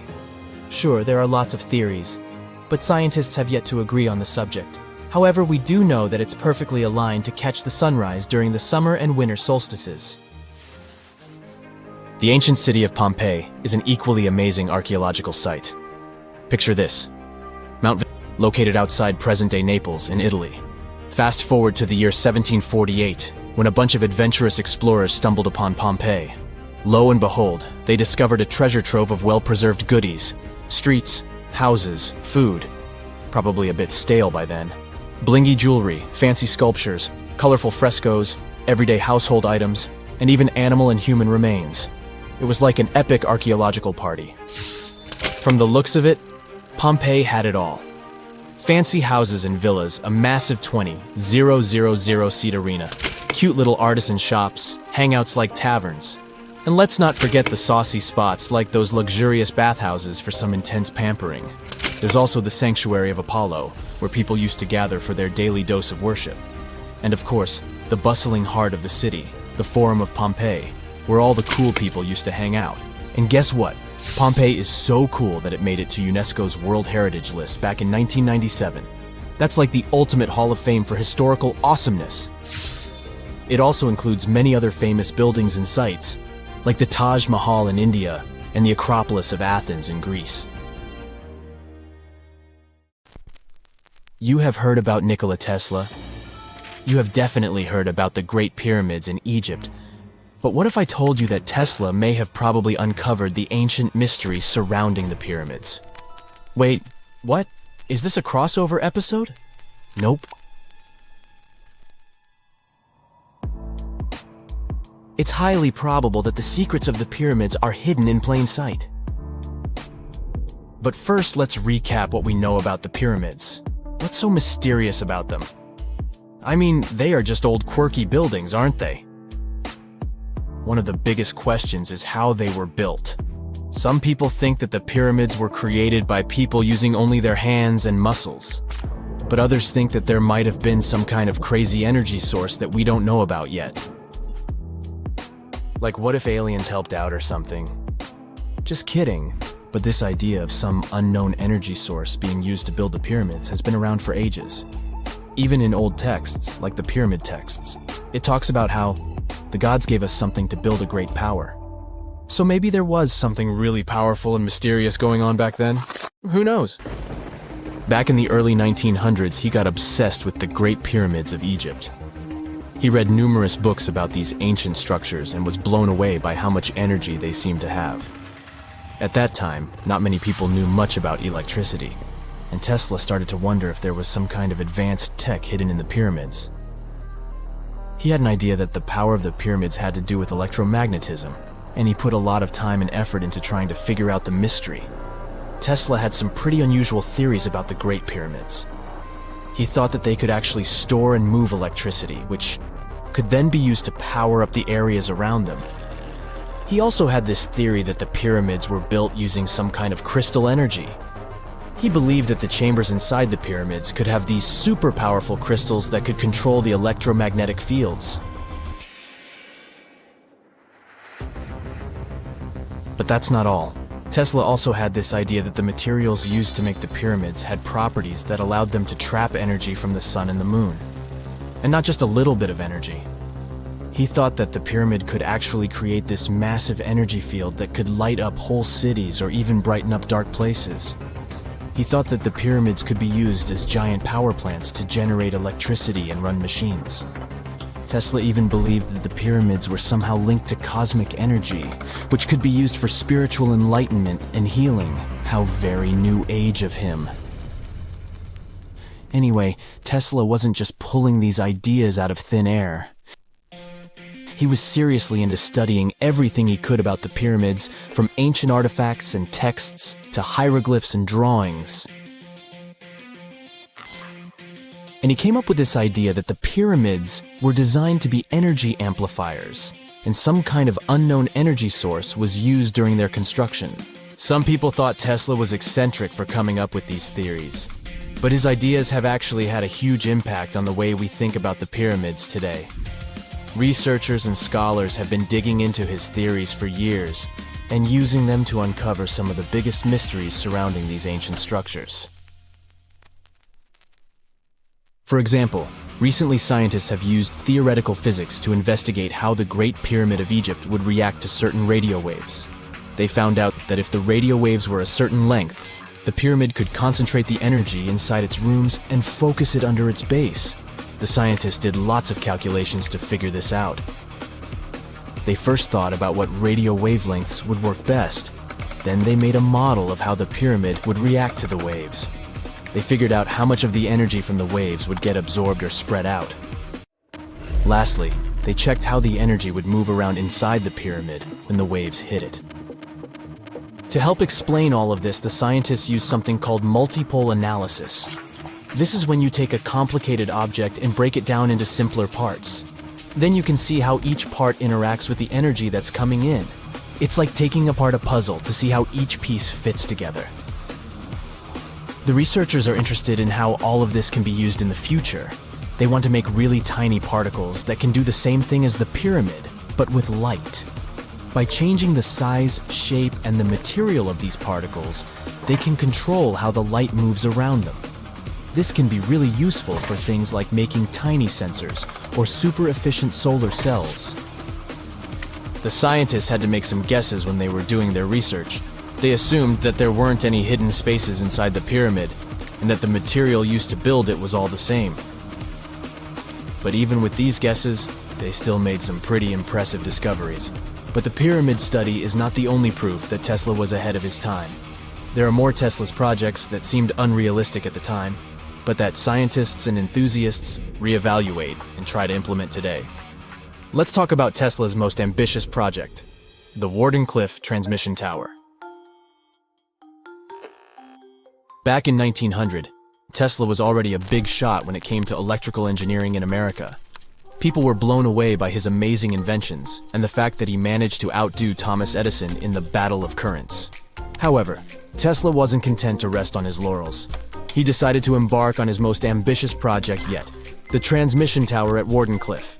It was built between 1901 and 1905, and it was based on one of Tesla's breakthrough ideas. He had a vision to make the impossible possible by creating a global wireless communication system. It would use Earth itself as a conductor, transmitting music, news, stock market reports, secured military communications, and even facsimile images. Does it sound familiar? Right, it sounds just like the internet that we use today, only without the use of any wires. But Tesla had a much bigger dream in mind: to transmit power wirelessly. He already proved that high-frequency signals could be sent without any wires using his Tesla coil transformers, and this sparked his obsession with wireless energy transmission. His vision was to not only transform the way we communicate, but also to find a way to transfer power currents globally by tapping into the Earth's natural energy. Tesla believed that there was an abundance of free energy all around us that could be used for humanity's benefit. In 1899, he conducted some top-secret experiments and got convinced that it was possible to transmit electrical power through the Earth's upper atmosphere. This is actually how the Wardenclyffe Tower was created. It was supposed to be the prototype station for a network of towers all over the globe that would provide the whole world with wireless energy. Unfortunately, Tesla didn't have the resources or the patience of his investors to bring this project to fruition. It ran into all sorts of financial problems and roadblocks, and in 1917, the unfinished tower was finally torn down for scrap metal to pay off Tesla's mounting debts. Now it remains a sad reminder that even the greatest minds can sometimes fall short of their dreams. The original red brick laboratory, however, is still there, and it is the only Tesla lab that has survived. Fun fact, in 2017, a film crew made a crazy discovery. They used ground-penetrating radar to explore the area around Wardenclyffe, and they found a whole series of tunnels stretching for hundreds of feet underneath the site. Nobody knows exactly what these tunnels were used for, but people have been speculating for years that they were part of Tesla's grand plan. Wardenclyffe, of course, is a major landmark for Tesla enthusiasts from all over the world. Who knows? Maybe someone will finally crack the mystery of the tunnels one day. But even if they don't, the legacy of Tesla and his amazing ideas lives on. A gruesome discovery took place in Egypt some years ago. You want to hear about it? 16 human hands, carefully buried in 4 eerie pits. They didn't look too much like human hands at first, since they were abnormally large, but they were. Weirdly, there were only right hands. No left hands were in sight. It turned out that it points to the practice of an ancient dark ritual. Old Egyptian art and tales talked of a ceremony where warriors would present the right hand of their adversaries as proof of victory and ask for gold in return. Egyptians believed in the afterlife, so cutting off someone's hand meant you cut off their power eternally. Guaranteeing this type of defeat was interesting to the winning party. Here, the fight was between Egyptians versus Hyksos, who lived in what was once known as Canaan. Egypt has always been the center of some history-changing findings, and some time ago, this papyrus was found. If we stretched it open, it would be just a tad bigger than the height of a skyscraper. The world's tiniest skyscraper, which is located in Wichita Falls, Texas. When humans didn't write on their notes app, they wrote on this thing, made from the medulla of a papyrus plant. Around 2,000 years ago, ancient Egyptians wrote something reminiscent of a book where they describe most of their funerary traditions and their visions of the afterlife. It's considered one of the most important texts from ancient Egypt and is still sold in bookstores to this day. This ancient manuscript was unearthed from a chamber located just south of the Pyramid of Djoser, located in Saqqara. Oh yes, Djoser is the oldest pyramid in Egypt and not the Giza pyramids like most people think. So recently, the site of Sahara buzzed with excited archaeologists who probably found one of Egypt's oldest complete mummies. They believe that this beautiful and well-preserved mummy was that of a wealthy man. He was discovered in a deep shaft, covered in layers of gold leaves. There are many symbols that show he was an important and wealthy man, like the band he wore on his head, the bracelet on his chest, and the fact that he was embalmed with a tunic, which was reserved for Egypt's finest. The most exciting part of the entire discovery was finding the resting place sealed with mortar, just as the ancient Egyptians had left it 4,300 years ago. Now this may sound weird, but back in 2008, archaeologists discovered a missing pyramid. Now it went missing because it deteriorated over the span of 4,000 years. Today, you can only see its base. It was a pretty important site back in ancient times. It is said that around the area of the pyramid, the ancients hosted a special type of ceremony where high priests would carry mummified remains of sacred bulls. Now, here's a fun fact. Ancient Egyptians believed that Apis bulls were earthly incarnations of the city deity of Memphis and was connected to rites of fertility. It wasn't just any Apis bull, though. They needed to be all black with a single white mark between its horns and a bunch of very specific characteristics. They were selected by the local priests and honored until they passed away. After that, they were mummified and buried in underground galleries. Meanwhile, this missing pyramid sort of disappeared around the 1800s. It was a German archaeologist who first found it in the village of Sahara. He called it the Headless Pyramid when he first found it. But then, years after the official discovery, the desert sand came along and covered the whole thing. There were some excavations between the 19th and 20th centuries, but they weren't too systematic. That's why scientists were so thrilled when they dug an entire pyramid's base after removing the 25-foot mound of sand that was covering it. Oh, and it turns out American archaeologists are excavating a cemetery in Egypt that could contain over 1 million mummified bodies. So far, archaeologists have dug around 1,700 mummies. One of the main differences from other classic Egyptian mummies is that these people weren't kings and pharaohs. They were commoners that most likely lived about 1,500 years ago, when Egypt was controlled by the Roman and Byzantine empires.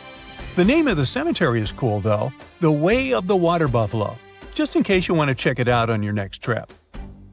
Other than bulls and buffaloes, ancient Egyptians also liked baboons. Are you seeing a pattern here? In the beginning of the 20th century, archaeologists discovered a site filled with mummified baboons in a place called, guess what? The Valley of Monkeys.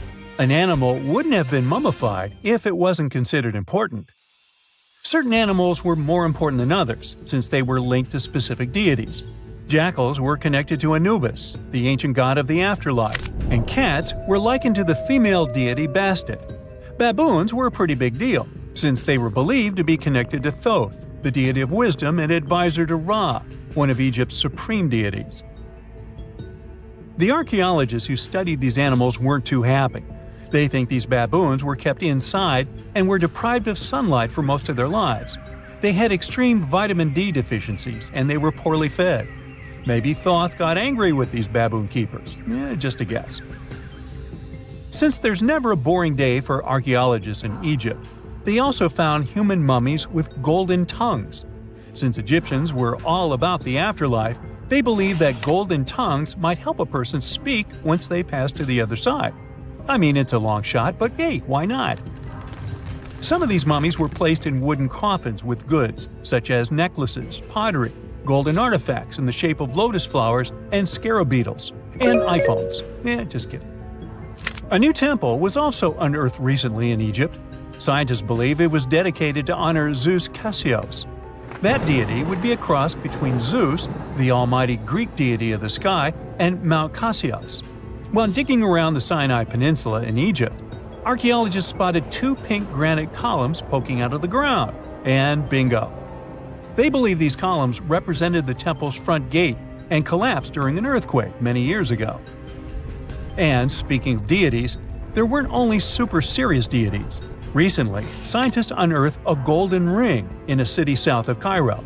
No, Frodo, it's not magical. It was a normal gold ring, but it had the depiction of the deity of fun, officially named Bes. This deity is often described in sacred texts as a happy, chubby dwarf. Today, many tattoos we get are sorta deprived of any sense and are made of aesthetic purposes only. In ancient Egypt, though, women would get tattoos as a token of protection for childbirth. That's what scientists think, at least. Around the Nile region, scientists found some mummies that had well-preserved tattoos, which is a rarity since the skin deteriorates so easily. 2 of these women tattooed their lower backs, and the drawings were simple. They were mostly pictures, including that same chubby dwarf we just talked about, Bes. He also had a side hustle as the protector of women during childbirth. Now, would you believe me if I told you ancient Egyptians invented robots? No? Well, that's because that's not entirely true. Sure, they were astronomers, mathematicians, and engineers, and somehow they also squeezed an eccentric invention into that package: an automated deity some scientists called Hathor.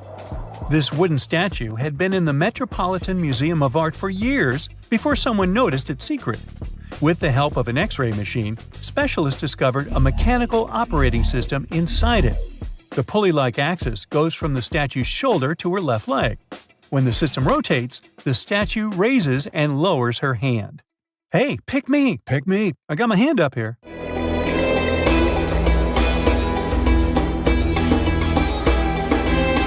The Great Pyramid was created as the final resting place of ancient Egyptian monarch Khufu. According to legend, French leader Napoleon entered the Great Pyramid and came back out looking shaken and super pale. He never revealed what he saw inside, but whatever it was is said to have affected him for the rest of his life. When Napoleon entered the pyramid, he would have walked through a super tight and ascending passageway. He'd then go through another passageway, known as the Great Chamber. This corridor would have been much taller than the previous one, and would have cobbles too. He'd then reach the King's Chamber, the centerpiece of the Great Pyramid, which was lined with huge blocks of granite. But it wouldn't have looked as grand as we might imagine. There are no hieroglyphics decorating its walls, as Egyptians only began decorating the burial chambers of pyramids much later on. The pharaoh's tombs deep inside the pyramid would have also been filled with treasures, from chunks of gold to the world's most expensive jewelry. But this would have all been looted a long time ago. The only thing that probably would have been left in there would have been a huge sarcophagus, which would have once contained the king's mummy. He'd also have to walk past the Queen's Chamber. This room most likely didn't hold any queens though, as pyramids were usually only built for one person. There are mysterious tunnels leading from here. To this day, no one is really sure what they're there for. And that's not the only mysterious and creepy thing Napoleon may have encountered, as stories of pharaohs leaving ancient curses on pyramids go way back. Many pyramids had warnings written on the outside, telling of horrifying things that would happen to those who entered and disturbed the peace. We might not know what exactly Napoleon found in the Great Pyramid that scared him so much, but we know for sure what was found in Tutankhamun's tomb. Tutankhamun was an ancient Egyptian pharaoh who was only 8 or 9 years old when he took to the throne. He became a cultural phenomenon when his tomb was discovered almost completely intact in 1922. His pyramid sits in the Valley of Kings in Thebes, modern Luxor, which is in Egypt. Unlike the Great Pyramid, Tutankhamun's tomb was covered in beautiful wall decorations. The walls told the story of how he would travel to the afterlife through the underworld. Egyptians believed all people would have to take this journey, so they would fill their tombs with objects and paintings to help them get there. There'd also be spells painted on the walls. They believed this would help people pass over to the next realm.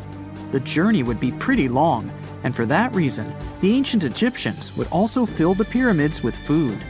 Tutankhamun's pyramid was filled with 8 fruit baskets. They even found something called gingerbread fruit in there. The rooms were jam-packed with furniture, statues, clothes, and staffs, amongst a whole bunch of other things. You'd likely find a lot of clothes and expensive jewelry in the pyramids as well. The ancient Egyptians wanted their ancestors to travel in style to the afterlife. They put Tutankhamun in his final resting place with over 50 pieces of clothing, all of the highest quality. There were tunics, scarves, gloves, and headdresses, and a ton of jewelry. Bracelets, pendants, necklaces, rings, and scarabs for protection were all found inside. Each of them was made of gold or precious stones. There were also fans made of ostrich feathers to keep the old pharaoh cool in the hot Egyptian sun. But the temperature inside the pyramids never actually went above 68 degrees Fahrenheit. The ancient Egyptians developed a super cool air conditioning system that we don't fully understand even today. Tutankhamun's pyramid also contained 130 walking sticks made from ebony, ivory, silver, and gold to help him on his journey. There were 3 chariots hidden away in case he got tired of all the walking. They also put 11 boat paddles inside, but there was no sign of any boat. The pyramids would be littered with the pharaoh's favorite scents and perfumes. During the excavation of Tutankhamun's pyramid, it quickly became clear that it had been robbed during ancient times. There was damage to doors and traces of oils left in empty jars. It looks like someone raided the pyramid for gold and the scents, perfumes, and oils that had been left for King Tut. There was still a bit of perfume, which was made from coconut oil and frankincense, left in one bottle. It seems like Pharaoh Tutankhamun loved board games. There was an ivory traveling set of senet in his pyramid. Although we don't know for sure exactly how to play it, we have figured out it was sort of an ancient Egyptian version of backgammon. It looks like it was a 2-player game where the goal was to knock your opponent off the board. Not really sure who Tutankhamun's mummy was supposed to play with, though. The ancient Egyptians had some rituals that may seem pretty strange to us. For example, they used to shave their eyebrows off if they ever lost a cat. So it's not too surprising they put some really weird things inside pyramids. Archaeologists discovered a collection of mummified cats and scarab beetles in pyramids that date back more than 4,000 years. They were found in the pyramids of Sahara, which is south of Cairo. They also found a bunch of makeup kits and mirrors inside. Makeup was worn proudly by both men and women in ancient Egyptian times. Eyeliner was the most popular cosmetic. The Rosetta Stone was one of the best discoveries ever made in pyramids. It was found by our man Napoleon Bonaparte and his team. It's a black granite rock that dates back to 196 BCE. It's transcribed in Greek, Demotic, and hieroglyphic. When it was translated in 1822, we got the key to understanding ancient Egyptian hieroglyphics for the very first time. The discovery of Queen Hatshepsut's mummy in 1903 changed our understanding of the Egyptians forever. After she had passed away, her successor, Thutmose III, removed most of the evidence of her reign, so we basically knew nothing about Egypt's first great female leader. She's now gone on to become one of the few and most famous female pharaohs of Egypt. Pharaoh Khufu even had a fully fledged boat in his pyramid. Archaeologists uncovered more than 1,200 pieces of a giant boat near the Great Pyramid at Giza. They reassembled the boat, and it's a whopping 144 feet long. It's most likely a solar boat, which was designed to carry the resurrected king with the deity Ra. Fun fact, the Pyramid of Giza is the last remaining of the 7 wonders of the ancient world. The other 6 are the Hanging Gardens, the Colossus, the Temple of Artemis, the Mausoleum, the Lighthouse, and the Statue of Zeus. This pyramid was also the world's tallest man-made structure for 3,800 years, and it's the biggest pyramid in Egypt. It took a staggering 2.3 million blocks of limestone, and some weighed as much as 80 tons. It took an incredible 100,000 laborers and a whopping 23 years to build. Its original height was a mega 480 feet. In 2017, archaeologists discovered something weird about Egypt's Great Pyramid. There's a hidden void that's at least 100 feet long, and no one really knows why it's there or what's actually inside it. The weird void is the first inner structure discovered within the 4,500-year-old pyramid since the 1800s. Scientists used cosmic rays to detect the massive hole, but are still no closer today to finding out what's inside. The ancient Egyptians took a lot of care building the pyramids, and everything was strategically placed and structurally sound, so it's super unlikely that this hole is due to blocks falling over time. Loads of pyramids also contain small model figurines called ushabti. These represented attendants. They believed they would come to life to serve the pharaohs in the afterlife. But it's amazing that all this stuff actually fit inside. There isn't actually a huge amount of space inside the structures. It's mostly just rock. We all know some iconic symbols. The Statue of Liberty screams USA. The Eiffel Tower represents Paris. And this mask? Undoubtedly, it's Tutankhamun's, right? Sometimes it feels like historians have squeezed every last drop out of the King Tut story. But guess what? The most obvious details often slip right under our noses. Like the fact that this famous mask didn't actually belong to him, nor was it ever meant for him. Stick with me for the details. Can we get a close-up of that mask? Thanks. See those holes? Yep, they're for earrings. And no, it's not that they had anything against jewelry, but back in ancient Egypt, earrings were typically worn by high-status women or kids. Now, if you know your history, you might say, but Tut was a boy king, wasn't he? You're spot on. He began his reign at just 9 years old. Sadly, that didn't last long as he passed away at a very young age. So when he was 9, he might have worn earrings, but he probably took them off when he hit that no earrings age. Sounds reasonable, right? Actually, not quite. That would have been pretty strange since nobody expected him to pass away young. Certainly not at 9. So no one was preparing a kid's mask for a burial. It's this untimely demise that suggests the mask used was simply the best option available when Tut passed away. There are more clues pointing to the idea that the mask was found in a hurry. Let's think about this. Even though Tut was mummified and his body could wait a bit, his loved ones wanted him to reach the afterlife ASAP. Some experts even believe the paint in the tomb was still wet when it was sealed. But look at his mask. It's a masterpiece. There's no way it was made in a rush. It's way more elaborate than other simpler cartonnage pieces. The renowned mask of King Tut stands 21 inches tall, adorned with precious stones, and features a golden beard that weighs 5.5 pounds, making the entire mask 22.5 pounds. Okay, I'm a bit confused here. So it seems like it was probably a kid's mask, but it had a beard? I've never seen a 9-year-old with a goatee, and I'm guessing you haven't either. Just think about it. A grown man's face compared to a kid's face. Fun fact for you, our faces pretty much stopped growing at the age of 16, so by 19, Tut would have definitely had the face of an adult man. Can you imagine trying to fit a relatively small kid's mask on a grown man? That would have been super embarrassing, and no one would have let that happen. Right, let's dismiss the kids' theory.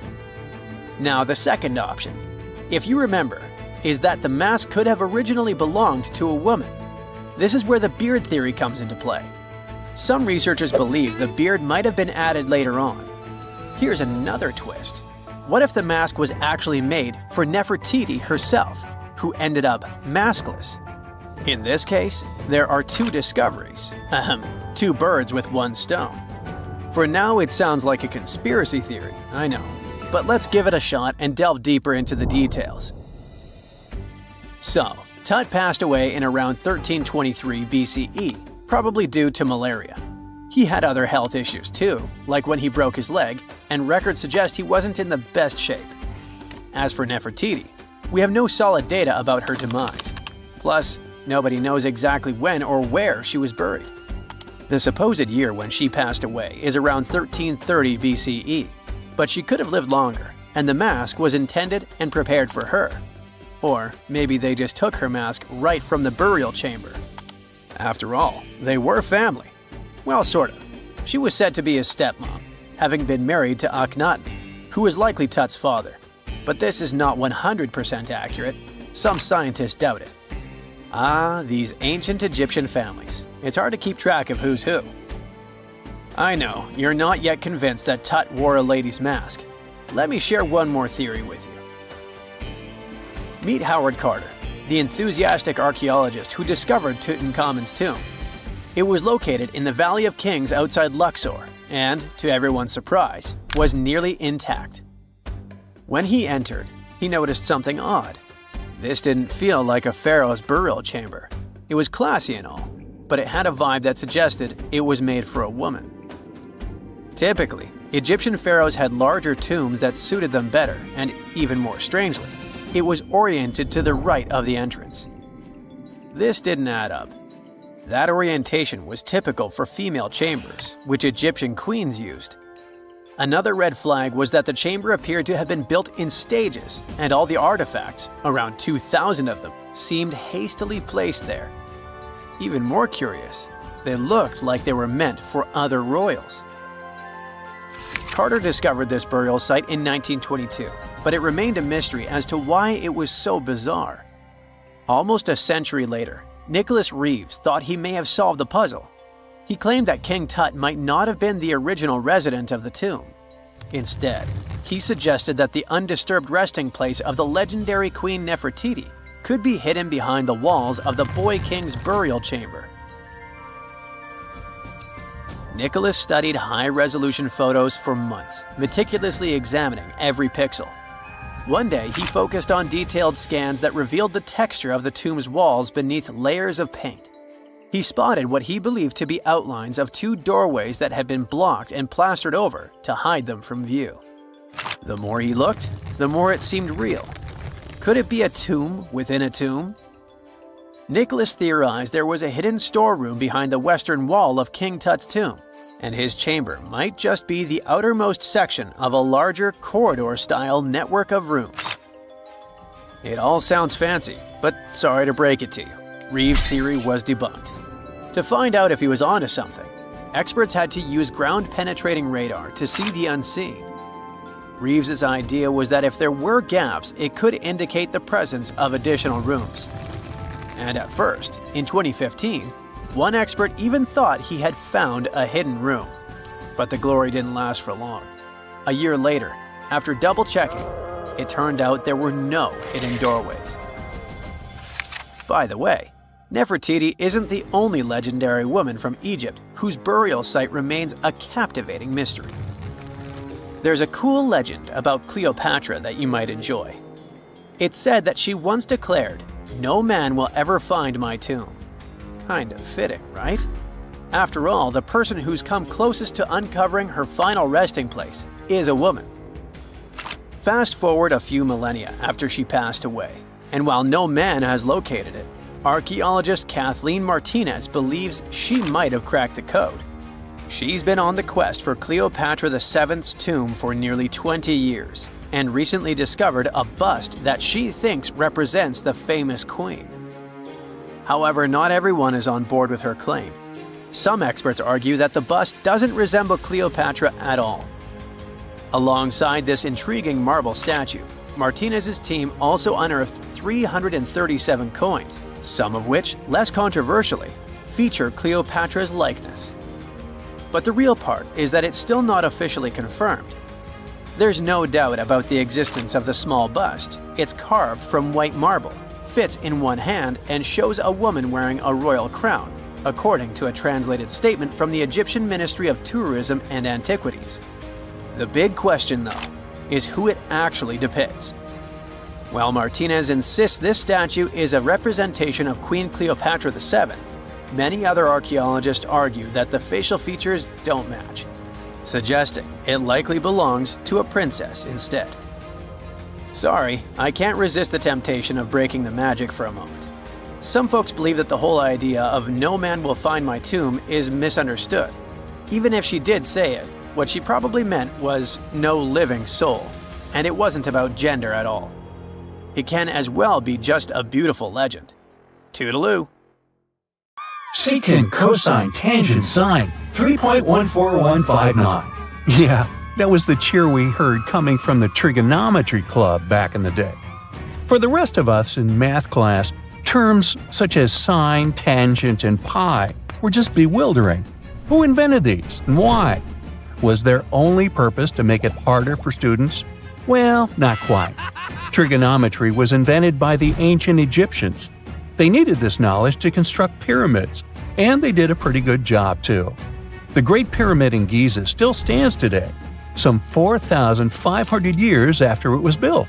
No recalls either. So let's get out of that classroom and on a journey through time to reveal the secrets behind the ancient Egyptians' precision. Here you are, standing on the Great Pyramid's construction site, some 9 miles from Cairo. Well, the city still isn't there, as you're surrounded only by the desert and teams of construction workers. They're transporting large stone blocks weighing 2.5 tons each. They're inside a wooden sled that sits on large rollers. A crew of 8 men rolls these blocks along the ground.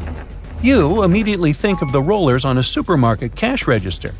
The principle is exactly the same, but the scale is greater, much greater. Scientists estimate that the Egyptians used 2.3 million such blocks in the Great Pyramid alone. And the block in front of you is one of the lighter ones. The heaviest of them weighed up to 15 tons. But where did all these blocks come from? Most of them originated from quarries around Giza. It's not that impressive, you think, but wait until you hear how ancient engineers transported the granite used in construction over 500 miles to the pyramid. There were no railways or highways back then, but the mighty Nile was always there. Researchers even believe that the Egyptians dug a canal to connect the Nile directly to the pyramid's construction site. All they had to do then was to wait for the flood season to begin, and voila! The rising water levels floated the heavy stone blocks for them. But how did they lift the enormous stones on dry land to stack them up to the top? Did they use oversized cranes? Well, ancient Egyptians worked around this problem, literally speaking. One of the workers is now pointing to the giant ramp going around the pyramid they're building. This is how a mountain road zigzags its way to the top. If the ramp went directly to the top of the pyramid, then workers couldn't pull the stone blocks along it. It would be too steep. Scientists have calculated that 8% could be the maximum incline. So ancient Egyptians just extended the ramp around the pyramid. Again, these are all theories, as the ramp could have been inside the pyramid, as some researchers suggest. The exact building method is still a mystery, guarded by the Sphinx. That's its real name, right? Wrong. As the Great Sphinx is just the statue's alias. You know, the name writers take when they want to hide their true identity, or a singer's stage name. The Sphinx's real name, translated from Egyptian, means Horus in the horizon. That was the name for the Egyptian deity of the sky. The trail of mystery doesn't end there. As a man walks past you with a bucket of paint, he's going to add a touch of color to the Great Sphinx. Researchers found specks of this red color next to its ear. That was some strong paint, as it survived for thousands of years. You are now standing straight in front of the Sphinx. You look up. It's very tall, right? 66 feet to be precise. Now resist the urge to take a selfie. You can do it. Now you notice something else. It looks like the Sphinx is in the center of a giant triangle in the back. That's one side of the Great Pyramid. And no, your eyes are not playing tricks on you. The Sphinx really does sit in the center of the pyramid's lateral face. Here's where math comes in handy. A pyramid has 4 sides, called lateral faces. There's also a 5th face, the base, but that's not visible. It's, wait for it, face down. The Sphinx has one last mystery to reveal: its age. Scientists agree that Pharaoh Khafre built the Sphinx. He ruled after his father, who had built a great pyramid nearby. So both structures were finished around the same time. Let's talk about numbers again. You've heard of Cleopatra, the Egyptian princess described as a woman of great beauty. Hello? She saw the pyramids, but she lived closer to the time of the first iPhone than the time of the people who built the pyramids. Fascinating, right? You can see thousands of people around you.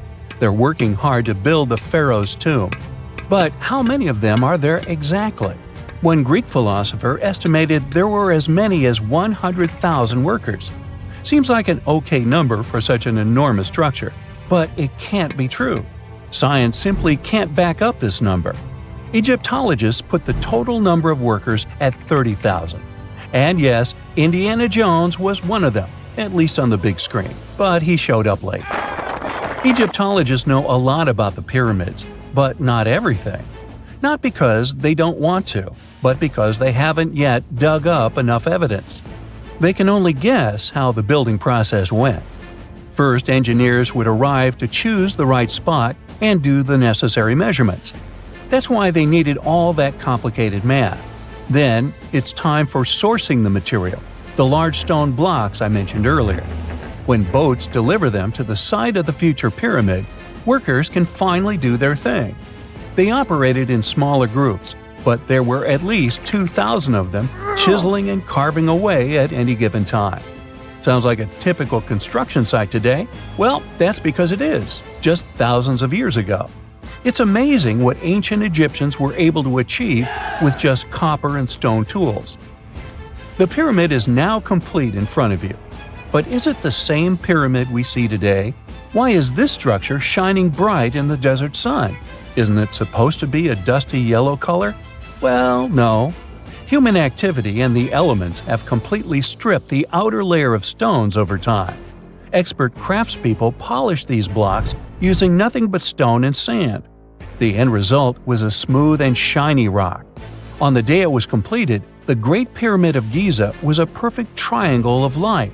Its polished sides acted like giant mirrors, reflecting the powerful Egyptian sun. This is the point where you should put your glasses on, and that shiny thing you see at the pyramid's very top is actually gold. The capstone at the top of the pyramid is called a pyramidion. It was covered in sheets of gold. As you can guess, these were the first stones to disappear. Let's make another stop before we get you back to your classroom. We travel to the British Isles, and no, Stonehenge isn't our destination. It is Newgrange in County Meath. Scientists estimate that the ancient peoples of Ireland built this stone monument around the year 3200 BCE. This makes it older than both Stonehenge and the Great Pyramid in Giza. The function of the circular mound in Newgrange is the same as the one of the Great Pyramid and equally mysterious. The estimated amount of loose stone present in the valley is over 220,000 tons. And it's not just randomly thrown on a pile. The order in which the stones are set makes the structure water-resistant. That would explain how Newgrange had survived for so long. Kinda makes you want to splash out the cash for that waterproof phone case, huh? Well, you're back in your school desk, but today's math lecture is the last thing on your mind. You're thinking about how great the Egyptian pyramids are, and if we have something similar today. It turns out modern engineers are just as impressed with the Great Pyramid as you are. There's a glass pyramid sitting in the main courtyard of the famous Louvre Museum in Paris. The panorama of San Francisco wouldn't be complete without the 48-story Transamerica Pyramid. But Las Vegas went the furthest. There we find the Luxor Hotel. It's so big that it's the third largest pyramid on the planet. And guess what's in front of it? Yup, a replica of the Sphinx. It's 110 feet tall, 2 stories higher than the one in Giza. Yeah, everything's bigger in Vegas. If there's a question that still baffles archaeologists to this day, it's this one. How did the ancient Egyptians build those magnificent pyramids? As far as we know today, their resources were quite limited, especially in terms of tools and building materials.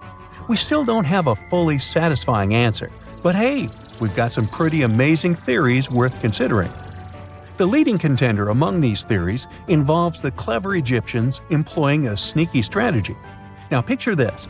They constructed a slanted and curving mound made of bricks, earth, and sand encircling the pyramid to be.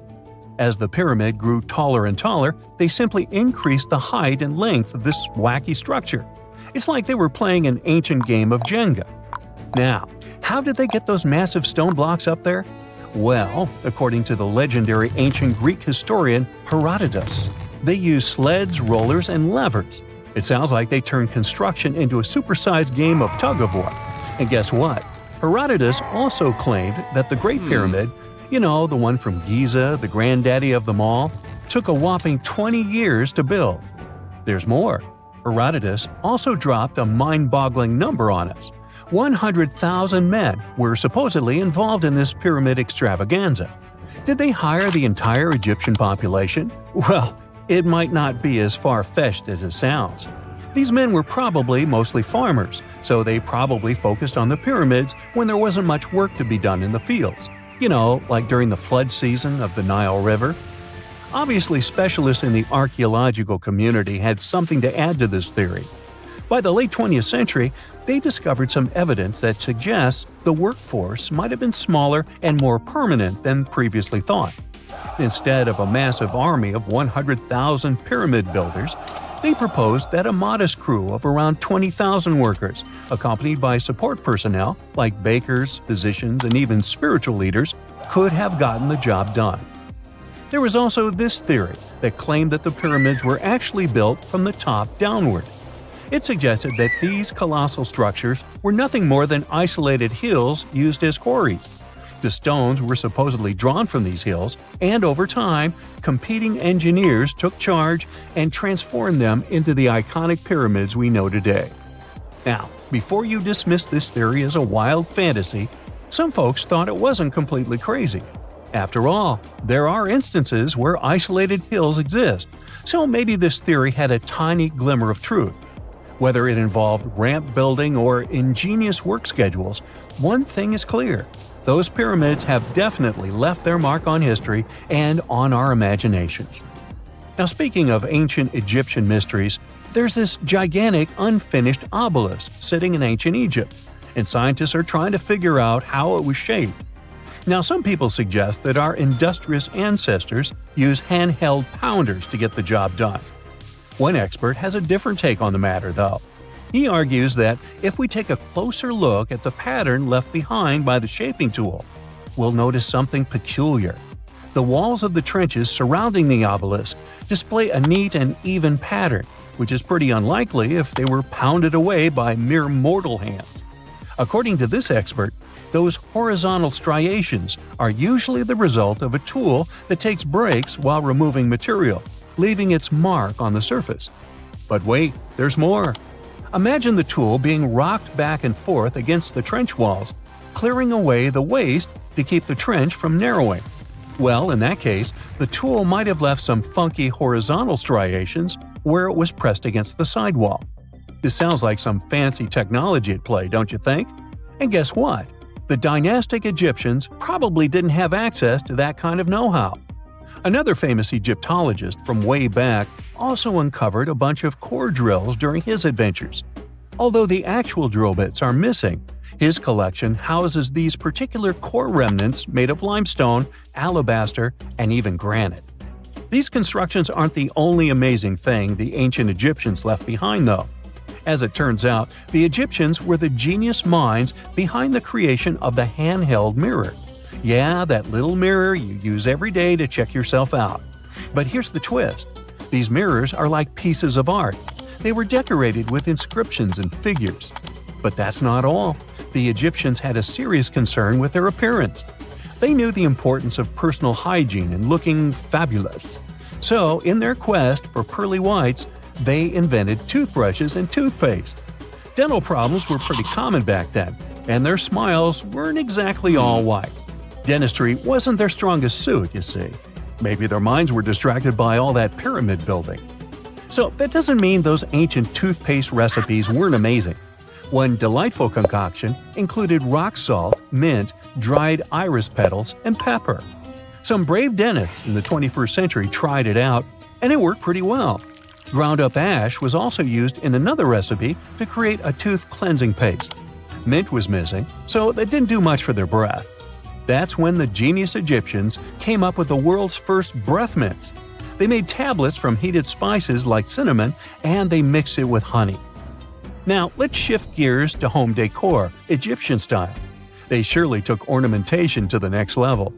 While the concept of decorating furniture started in Mesopotamia, the Egyptians cranked it up a notch.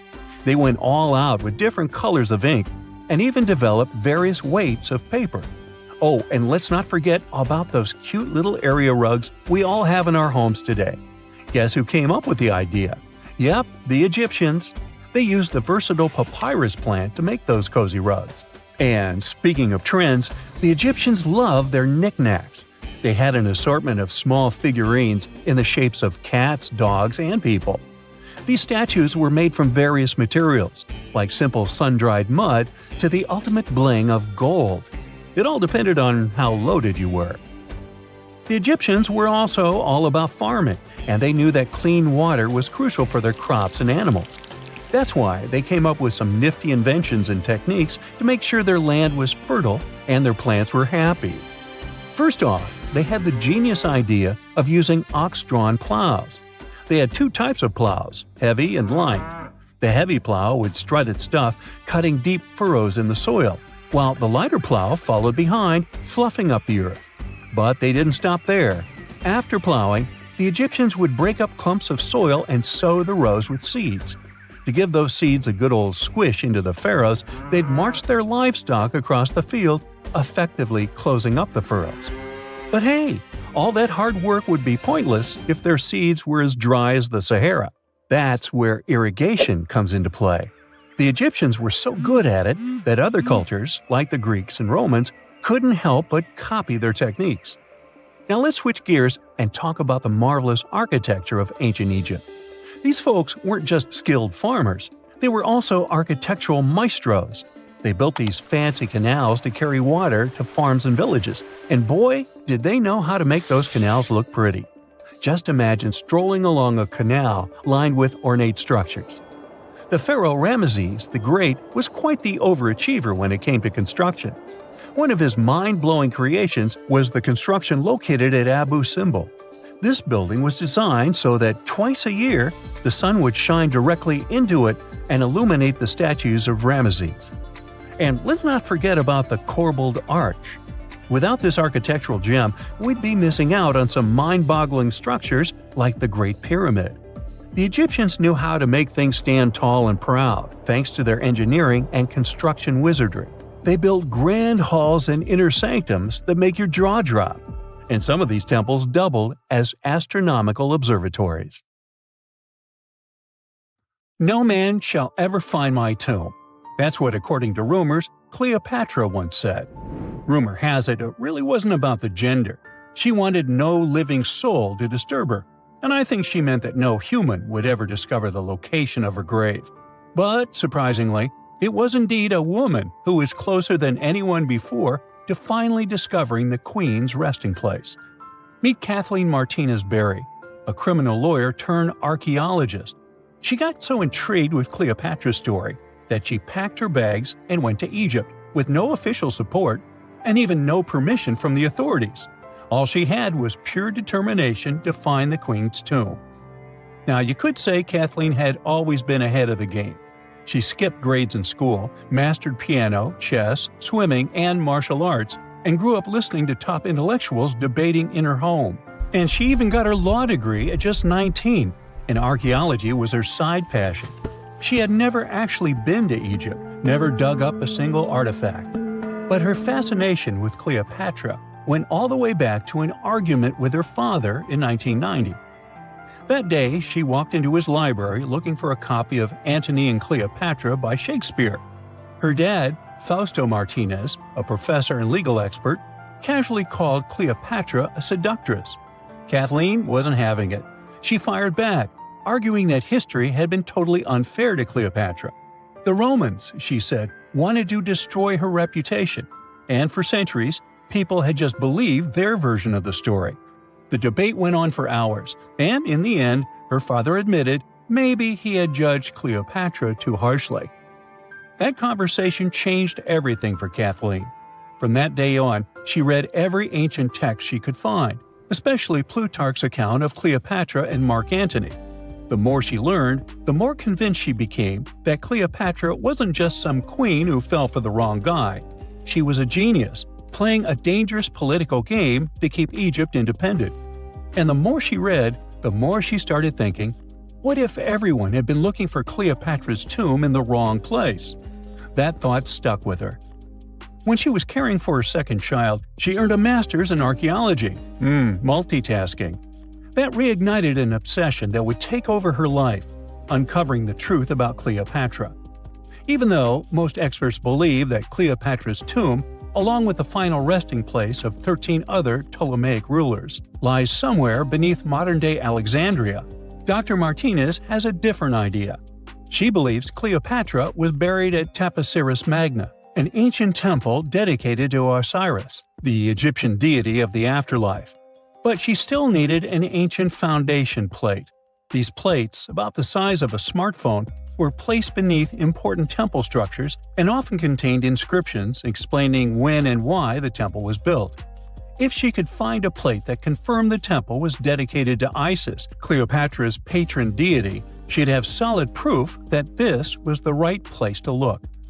Nothing could deter Martinez. She excavated the entire temple site, digging deeper than anyone before her. Her team found coins with Cleopatra's name and face stamped on them. It meant Cleopatra had a direct connection to this site. Then, they uncovered something even more interesting: a tunnel used to bring water to people, leading straight from the temple into the Mediterranean Sea. So, if parts of the temple had already sunken into the water, could Cleopatra's tomb be down there too? Martinez needed proof to convince Egyptian authorities to let her search underwater. And, against all odds, she found the missing foundation plate. On it, the pharaoh offered a large area of Nubia to deity Isis. That was it, the confirmation she needed. The temple was indeed dedicated to Isis, proving her theory wasn't just speculation. If one temple was on land, Martinez suspected the second temple, possibly Cleopatra's tomb, had collapsed into the sea. She needed help from experts in underwater archaeology, so she reached out to Robert Ballard, the guy who discovered the Titanic. With support from the Egyptian authorities, she and her team began exploring the waters off the coast of Alexandria. And what they found was mind-blowing. Underwater, they discovered massive stone structures, some standing 6 to 10 feet tall, right where the coastline would have been thousands of years ago.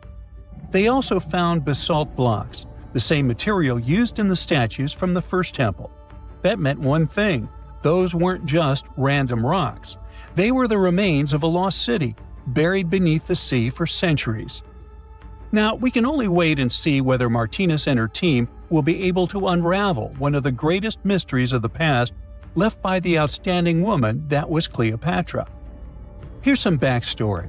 After her father, Ptolemy VII, passed away, Egypt's throne went to both Ptolemy VIII and Cleopatra, or so it seemed. Cleopatra, just 18 at the time, allegedly married her 10-year-old brother. Yeah, ancient royalty had some different customs, though there's no solid proof of that. But sibling love didn't last long. Young Ptolemy decided he wanted all the power for himself and tried to push Cleopatra out. Forced to flee the country, she didn't just sit around feeling sorry for herself. She raised an army, ready to march back and take what was hers. That's how, at 21, she was already in the Sinai Desert, leading an army and planning her return to the throne. Now, by that time, Cleopatra had already been locked in a powerful political, and not only political, alliance with Julius Caesar. In June 47 BC, she gave birth to a son, Ptolemy Caesar, better known as Caesarion, who, many believe, was Caesar's child. But that didn't stop her from playing by Egyptian royal rules. And her husband number 2, her other brother, Ptolemy XIV. Yep, despite her ongoing affair with Caesar, Cleopatra married yet another sibling, because, in her world, keeping the throne in the family was the name of the game. Now, marriage aside, Cleopatra's bond with Caesar stayed strong. She even traveled to Rome with Ptolemy XIV for a state visit. But instead of playing the role of a dutiful queen, she stayed in Caesar's private villa by the Tiber River. But after Julius Caesar lost his life in 44 BCE on the Ides of March, Cleopatra's political standing became shaky. To make matters worse, her brother-husband Ptolemy XIV passed away soon after, and some suspect Cleopatra had a hand in it, leaving her as the sole ruler of Egypt. Meanwhile, back in Rome, Mark Antony was rising to power as Caesar's presumed successor. Wanting to size up the Queen of Egypt, he summoned Cleopatra, and she did not disappoint. Sailing into town on a lavish barge, dressed as a deity, Cleopatra made quite an entrance. Antony was instantly mesmerized, so much so that he left his third wife back in Rome and followed Cleopatra to Alexandria, where their relationship turned into a full-blown royal affair. The two had 3 children together. Together, they waged war against Caesar's adopted son, Octavian, in a battle for control of the Roman Empire. The last time the queen was seen, she was in her mausoleum, dressed in full royal splendor, diadem on her head, lying on what Plutarch called a golden couch. When Antony and Cleopatra lost at Actium, Octavian's forces marched into Alexandria. Cleopatra apparently knew the end was near, so she locked herself inside her mausoleum, surrounded by gold, silver, pearls, and priceless art. Those were the treasures she threatened to burn rather than let the Romans take them. Antony, meanwhile, wasn't going to let the Romans capture him alive. He wounded himself with his own sword, but before he passed away, he was carried to Cleopatra's side. She held him as he took his last breath in her arms.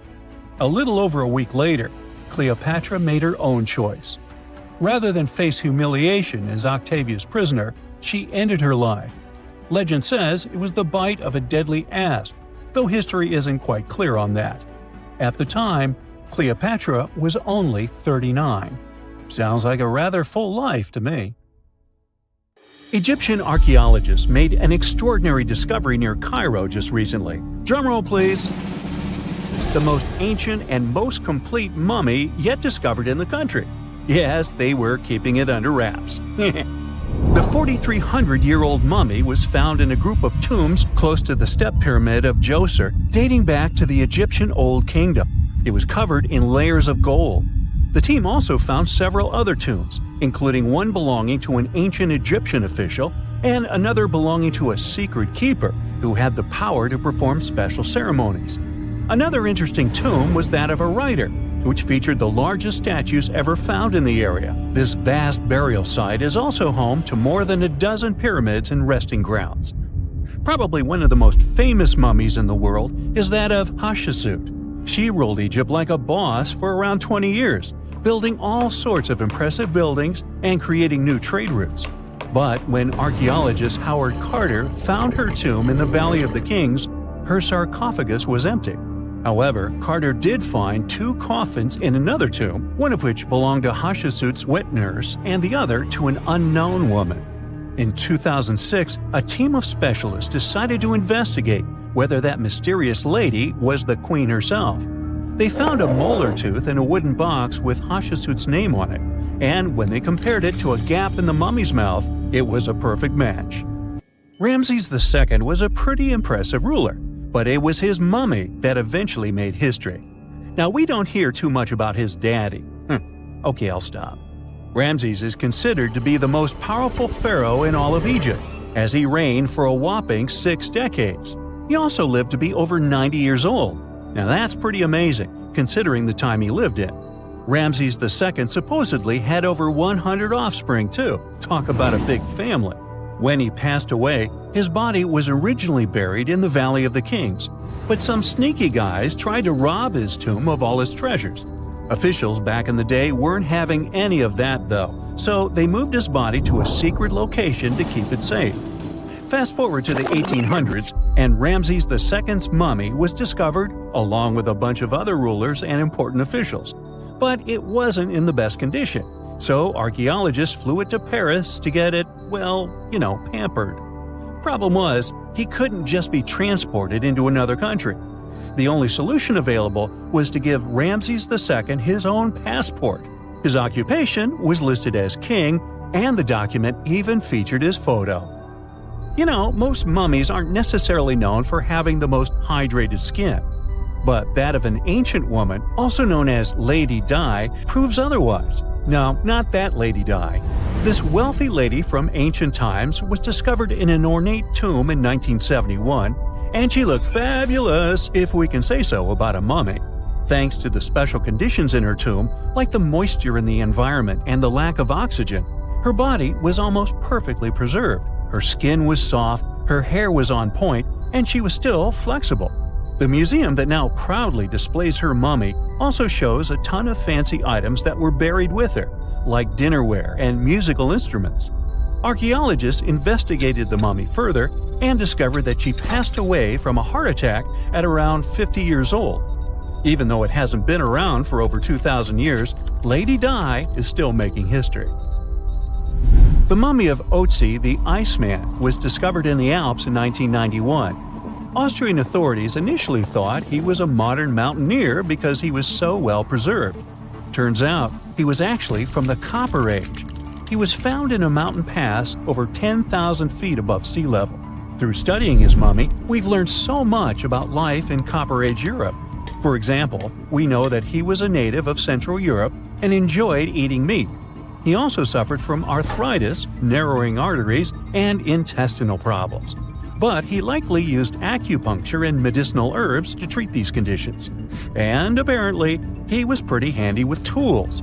He sharpened them just days before his untimely demise. Who knows if he was expecting trouble or just getting ready for some routine work. Now, King Tut and his story is most likely the one that made all mummies famous. This pharaoh passed away at the young age of 19, more than 3,000 years ago. But his mummy is still one of the most well-known in the world. When his tomb was opened in 1922, people went wild because it was still intact, unlike many other royal tombs. It had some seriously blinged-out coffins, including one made of solid gold. Not only did Tut's tomb give us a glimpse into ancient Egyptian history, but his mummy also taught us a lot about the time he lived in. DNA analysis helped identify his parents and revealed that the pharaoh had a rare bone disorder that might have made walking a bit tough. Now, Ginger is most likely one of the coolest mummies you'll ever hear about. He's like a time traveler from 5,000 years ago who's still looking fly with his golden hair and perfectly preserved nails. Ginger was discovered in Egypt and is believed to be the earliest known mummified body. Before people even knew about mummification, they used to place bodies in shallow graves in the hot, dry sand. And since the sand absorbed all the water, bacteria couldn't reproduce and the body was preserved naturally. Now, scientists are not sure if Ginger's preservation was intentional or not, but since he was buried with some pottery vessels, it's likely that whoever buried him knew some serious preservation techniques. If you want to meet Ginger in person, he's currently chilling at the British Museum. One Dutch art collector bought a statue from Asia and ended up finding a weird discovery. The statue contained a mummy hidden inside. Unfortunately, the body was too fragile to move, so they had to leave it there. The coolest part is that this mummy is over 1,000 years old and was on display for 200 years before being encased in the statue. When scientists did a CT scan, they found out that the mummy was filled with paper scraps covered in writings.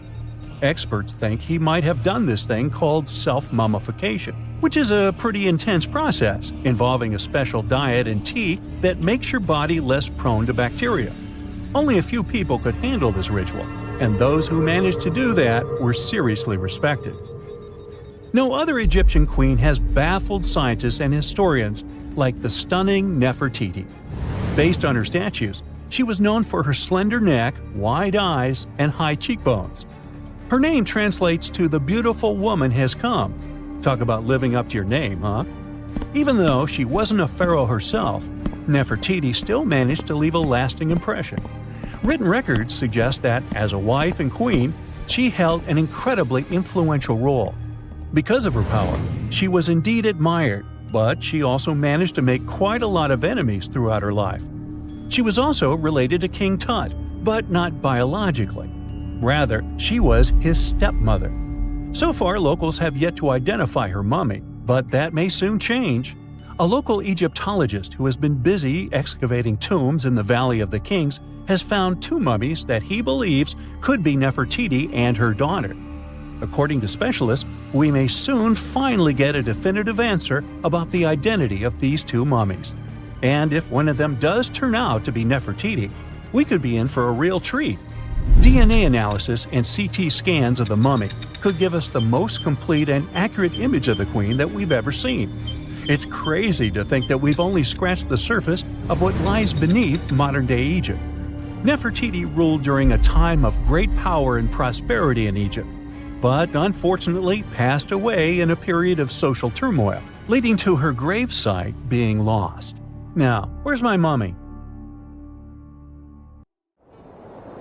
In November 1922, a boy walked through the desert mountains of Egypt and discovered some ancient steps carved into the rock. Subsequently, this find became one of the world's largest and most significant archaeological discoveries. This step was part of Tutankhamun's untouched tomb. Archaeologists found about 5,000 ancient objects, including jewelry, fabrics, painted vases, and funeral masks. You've probably seen one of them. It has become one of the most recognizable attributes of ancient Egypt. More than 100 years have passed since then, and now humanity has finally become close to another large-scale discovery, the tomb of Cleopatra. This queen was the last active ruler of the Ptolemaic Kingdom of Egypt, who sat on the throne from 51 to 30 BCE. There are many ancient records about Cleopatra, her reign, and her unusual personality, but until now, no one has discovered the secrets about her passing away in the burial place. So, one archaeologist, Dr. Kathleen Martinez, has been studying ancient records and temples around Alexandria for decades, and concluded that the tomb of the queen should be located under the ancient city of Taposiris Magna, founded in 280 BCE. It was a big city on the northern coast of Egypt, where tens of thousands of people were engaged in trade and industry, and it seems that Dr. Martinez's guesses turned out to be correct. She and a group of archaeologists have discovered a secret underground tunnel near Alexandria, with a length of about 0.8 miles. It was cut into the rock under Taposiris Magna's temple. During further excavations, they found many things that indicate Cleopatra's tomb lies in the tunnel's depths. It's also possible that she is buried there together with the Roman commander, Mark Antony. According to ancient records, Cleopatra and Mark Antony loved each other and together opposed the Roman Senate, which declared Antony a traitor. The fact that natural disasters have occurred on the territory of Taposiris Magna for thousands of years can complicate the excavations. Earthquakes and floods destroyed the city and possibly flooded its underground tunnels. But archaeologists hope the ancient tomb remains untouched, and that it hides many treasures and records about the royal life of ancient Egypt during the reign of the last dynasty. There's a chance that excavations will go underwater and in the mud. This will require much time and funding, but archaeologists are sure it's worth it. Anyway, it's too early to say that Cleopatra is really buried there, but scientists have found many things in the tunnel that confirm this, including clay pots, dozens of coins with the image of Cleopatra and Alexander the Great, as well as a bust with the image of the Egyptian queen. Cleopatra is still one of the most popular personalities in Egypt, on an equal footing with Ramesses III and Tutankhamun.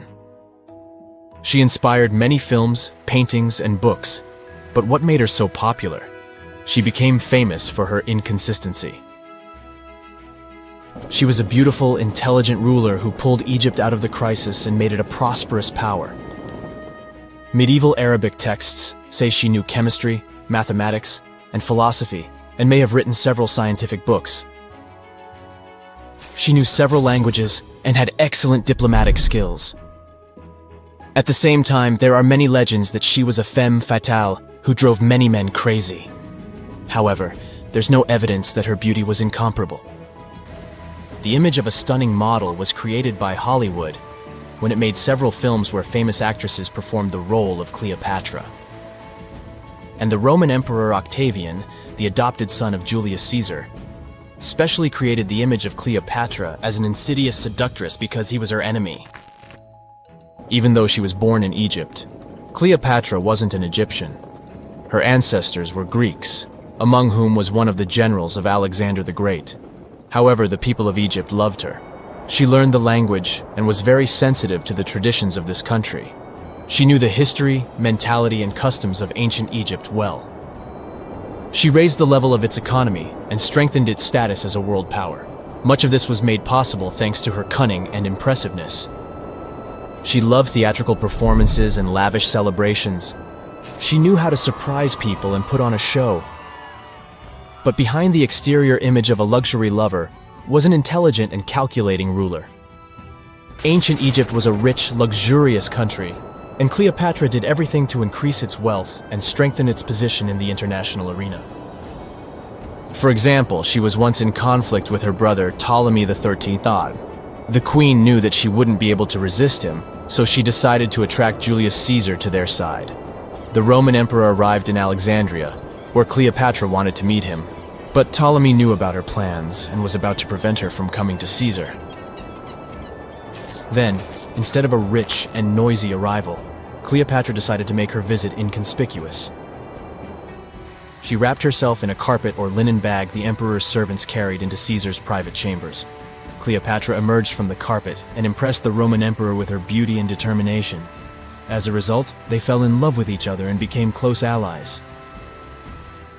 After some time, she impressed another influential Roman for diplomatic purposes. She arrived to meet Mark Antony on a golden barge with purple sails and silver oars. Cleopatra was dressed in the image of Aphrodite and sat under a magnificent canopy.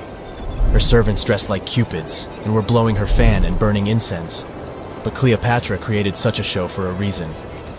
She knew that Antony revered Greek mythology and considered himself the embodiment of Dionysus. As a result, he was so impressed with this woman that he ended up marrying her. Cleopatra defended her crown, strengthened her alliance with Rome, and bore Antony 3 children.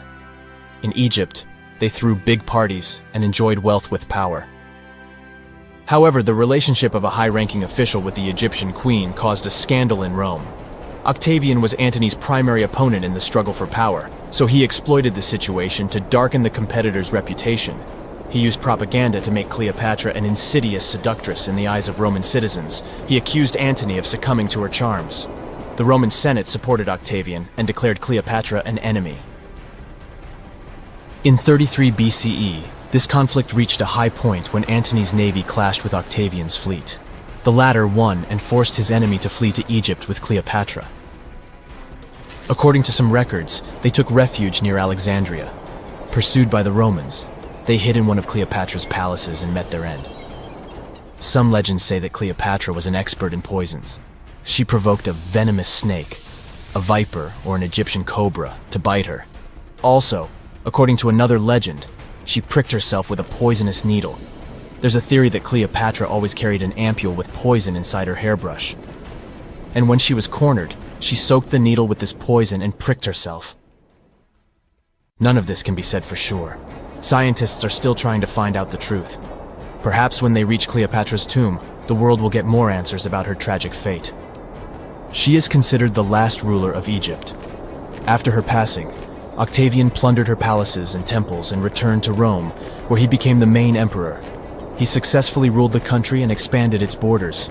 His reign ended when he turned 75. World history would have looked different if Cleopatra and Mark Antony hadn't lost that naval battle. By the way, did you know that more time has passed between Cleopatra's reign and Neil Armstrong's flight to the moon than between the reign of the Egyptian queen and the construction of the Great Pyramid of Giza? Armstrong took a step on the Earth satellite in 1969, 38 years after the birth of Cleopatra. And the construction of the pyramid took place in 2560 BCE. Imagine how long the history of ancient Egypt is. Cleopatra is closer to us in time than to the pyramids. We know that the ancient Egyptians were talented enough to build something as grand as the pyramids, but were they also smart enough to measure the speed of light? There's a theory circulating online that says exactly that. If you look at these 2 numbers, you'll see that they match completely. The first one is the speed of light in a vacuum measured in meters, and the second one is the latitude of the Great Pyramid of Giza. So, was it done on purpose, or is it just a coincidence?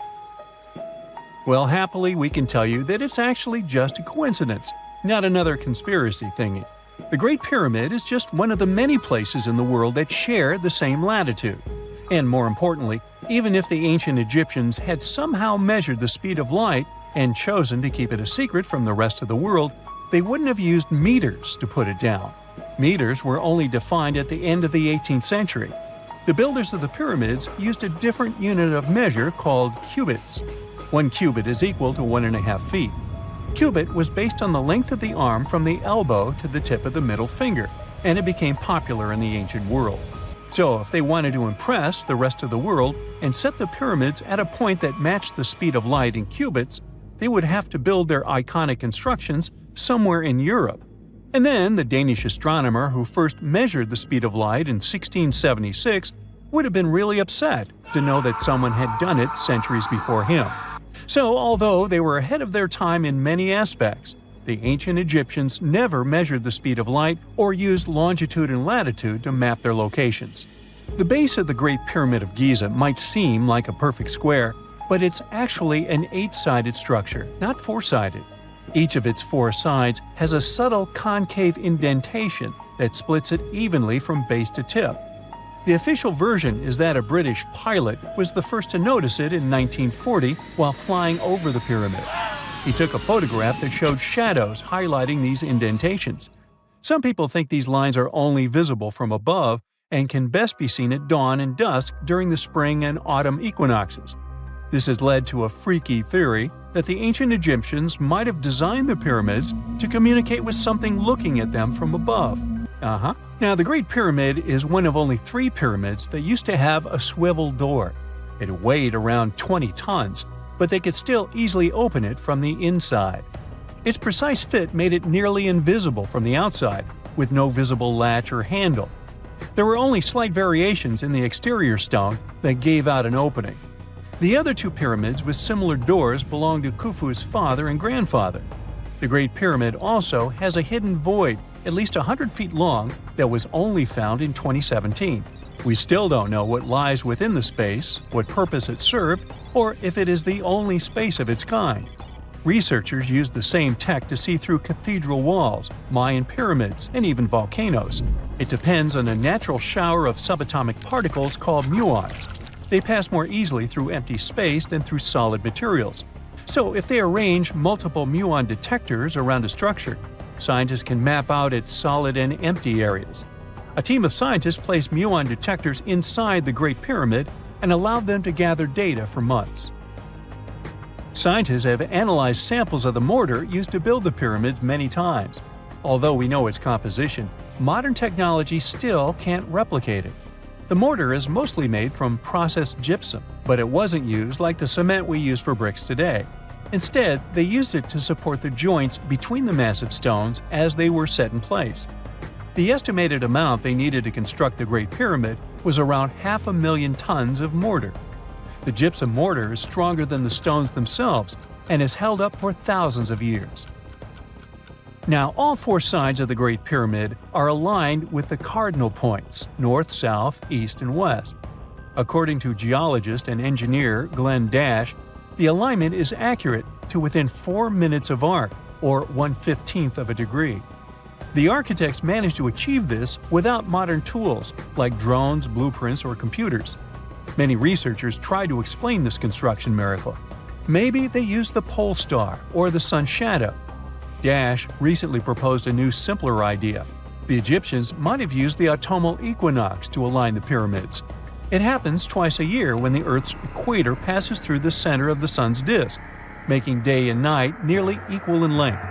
To test his theory, Dash conducted an experiment on the 22nd of September 2016, the first day of the fall equinox. He used a special rod the Egyptians had to cast a shadow and tracked its tip at regular intervals, forming a smooth curve. By connecting 2 points of the curve with a taut string, he created an almost perfect east-west line.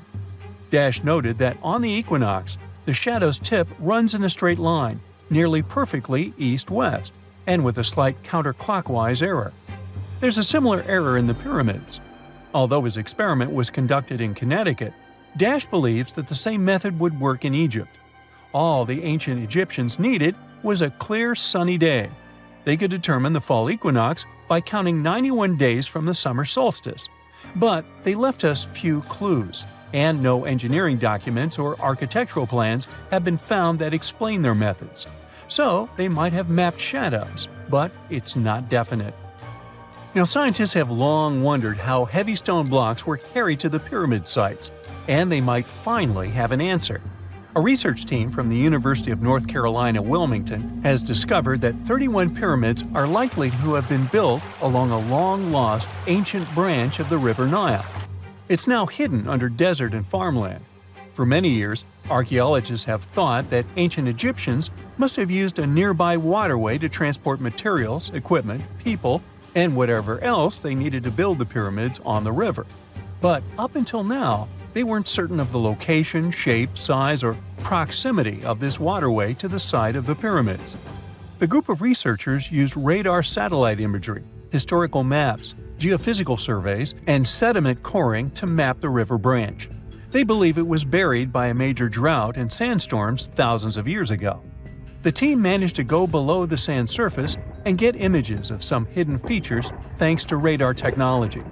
They found hidden rivers and ancient structures running at the foothills of where most of the ancient Egyptian pyramids lie. The discovery of this extinct river branch helps explain the high pyramid density between Giza and Lisht, in what is now an inhospitable area of the Sahara Desert. Now, Egypt isn't the only country with the most pyramids in the world. The champion's title here goes to its southern neighbor, Sudan. It has between 200 and 255 pyramids, compared to Egypt's measly 138. They were built by members of the Kingdom of Kush, an ancient civilization that ruled the lands along the Nile River many years ago. They started erecting pyramids around 500 years after the Egyptians had stopped doing it. Their pyramids are much smaller than the Egyptian ones, but were built for the same purposes. Archaeologists are still working to find out how the pyramids in the Sudan were built, how long it took to complete them, and what happened to their society. Now, this bad boy was the size of a husky and could maybe pass for one, except it didn't have any fur and was a top predator with extra long, blade-like canine teeth. Ooh, charming. Meet the earliest known saber-toothed animal to have ever lived. It roamed the earth well before the dinosaurs. Scientists made the description of this creature based on its fossils found on the Spanish island of Majorca in the Mediterranean Sea. About 200 million years ago, none of us were around then, the very first true mammals appeared, and they lived right alongside the dinosaurs. But if we trace the family tree of mammals even further back, we'll find an ancient group called Therapsids. They didn't look like mammals we have today, but they had some key features that would eventually help define mammals. For example, Therapsids had special openings on the sides of their skulls for jaw muscles, and parts of their jaw bones would later evolve into the tiny middle ear bones that all mammals, including you, have today. So, the new discovery is what might be the oldest known Therapsid fossil. The fossil, which doesn't have an official species name yet, belongs to a group called Gorgonopsians. Those guys are more closely related to mammals than they are to any other living animals. Some of them were as small as cats, and others were as massive as polar bears. Gorgonopsians had some very mammal-like traits, like different types of teeth for different jobs. But unlike mammals, these ancient predators kept replacing their teeth, even their giant saber-like canines, over and over during their lives. Hey, that would be handy. Until now, the oldest Gorgonopsian fossils we knew about were around 265 million years old. But this new fossil is even older, dating back between 270 and 280 million years. The find was super detailed and complete, including its sharp knife-like fangs, part of its jaw, pieces of its spine, ribs, tailbones, and toe bones, plus most of one of its back legs. Even though the creature's skull wasn't complete, the scientists think it was about 7 inches long, and the animal itself would have been around the size of a medium-large dog, weighing between 66 and 88 pounds. But other than that, it didn't really look much like a dog. Even though it had some lizard-like features, calling it a lizard dog is totally wrong. Mammals and reptiles do share a super ancient ancestor from about 320 million years ago, but their evolutionary paths split a long time ago. When the newly found creature was alive, the island of Majorca was right in the middle of the gigantic supercontinent Pangaea. Back then, this area went through super wet and super dry seasons. Scientists have always wondered if major moments in mammal history happened in tropical places like this, but we just didn't have the right fossils to prove it. Now, with the discovery of the oldest known Gorgonopsian in Majorca, the missing pieces of the puzzle are coming together. It looks like some huge steps in mammal evolution could have happened in low-latitude environments we haven't explored much yet. The so-called gap in the fossil record might just be because paleontologists weren't looking in the right spots. Our hero of the day wasn't the only cool guy rocking the planet before dinos settled in. Over 500 million years ago, the weirdest predators to have ever existed ruled the oceans. The name is a bit tricky to pronounce, so I'm not going to. Okay, it's Anomalocaris, but it just literally means unusual shrimp. This creature looked nothing like anything alive today. Scientists think it was the first true apex predator, the orca of its time. Anomalocaris was massive for its era, as it grew up to 3 feet from its sharp grabbing arms to the tips of its tail fins. For a while, everyone thought trilobites were its go-to meal, but new research shows it wasn't strong enough to crack open trilobite armor. So instead, it was a speedy, agile hunter with awesome vision, and it often picked off soft-body animals that zipped through the open water. Now, another really cool creature from pre-dino times is a fish that could walk on land. Tiktaalik lived in marshy rivers that looked a lot like today's Amazon rainforest. It could grow up to 9 feet long, and it found its prey in rivers and inlets like a modern-day freshwater crocodile. It had a flexible neck and even some early versions of lungs, and thanks to them, it could survive both in water and out of it. Why fish like Tiktaalik started moving toward land about 395 million years ago is still a bit of a mystery. Around that time, the ancient supercontinent called Gondwana was drifting closer to the land that would become North America. This slow movement created lots of shallow, swampy habitats, which were perfect places for crocodile-like animals to thrive. Plus, these areas were near the equator, so they were warm and tropical. But there wasn't a lot of food waiting for them on land, so maybe they moved there for safety reasons. There were fewer predators and better spots to lay eggs there compared to the water. Creatures first adapted to living in open water, then shallow water, then marshes and river edges, and only after a long, slow transition did they finally step fully onto land. Now, how about a millipede the size of a small car and weighing as much as a large dog? This beauty lived over 300 million years ago in what is now England. Back then, during the Carboniferous period, Earth's atmosphere had way more oxygen, over 26%, compared to today's 21%.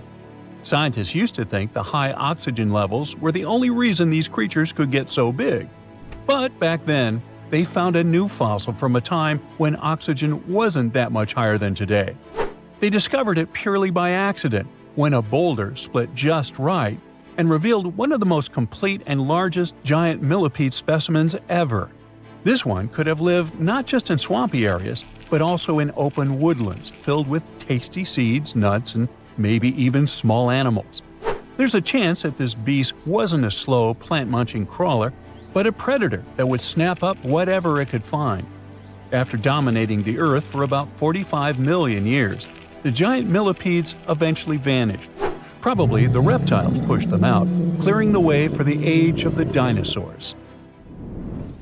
Now, in case you ever wondered what would happen if you crossed a polar bear with a saber-toothed cat, here's the answer. This guy ruled the southern ecosystems after migrating 7,000 miles across the supercontinent Pangaea around 252 million years ago. It had a tough skin like a rhino's and massive canines, perfect for tearing away huge chunks of meat, and it was an excellent runner. Once it got to its new home in what is now South Africa, it replaced a whole group of local predators. But its glory didn't last long, as closer to the end of the Permian period, massive volcanic eruptions made the weather patterns change and wiped out about 90% of all species. And because top predators are usually big, slow to grow, and not super common, they often vanish among the first when massive extinction events hit. And that's how our guy here went extinct. Our final creature of the day was a dragonfly that lived around 300 million years ago and had a wingspan of over 2 feet, 6 long, spiny legs, and huge, bulging eyes. Meganjura. This 4-winged giant is most likely the largest flying insect that ever lived, and it easily outsizes today's dragonflies, which are its distant relatives. Like modern dragonflies, Meganjura like to hang out in open areas near ponds and slow-moving streams. But unlike today's dragonflies, it wasn't just catching tiny bugs. This guy was likely the top predator in these open spaces. It used the spines on its legs like a flying trap to snatch prey out of the air, including other flying insects, small amphibians, and even lizard-like creatures. Scientists found the first fossils of Meganjura in 1880 in the coal-rich rocks in France. The fossils were incredibly well preserved and showed off the detailed vein patterns in their wings. Scientists think Meganjura grew so huge because it didn't have much competition from vertebrates, and the air back then, during the Carboniferous period, had a lot more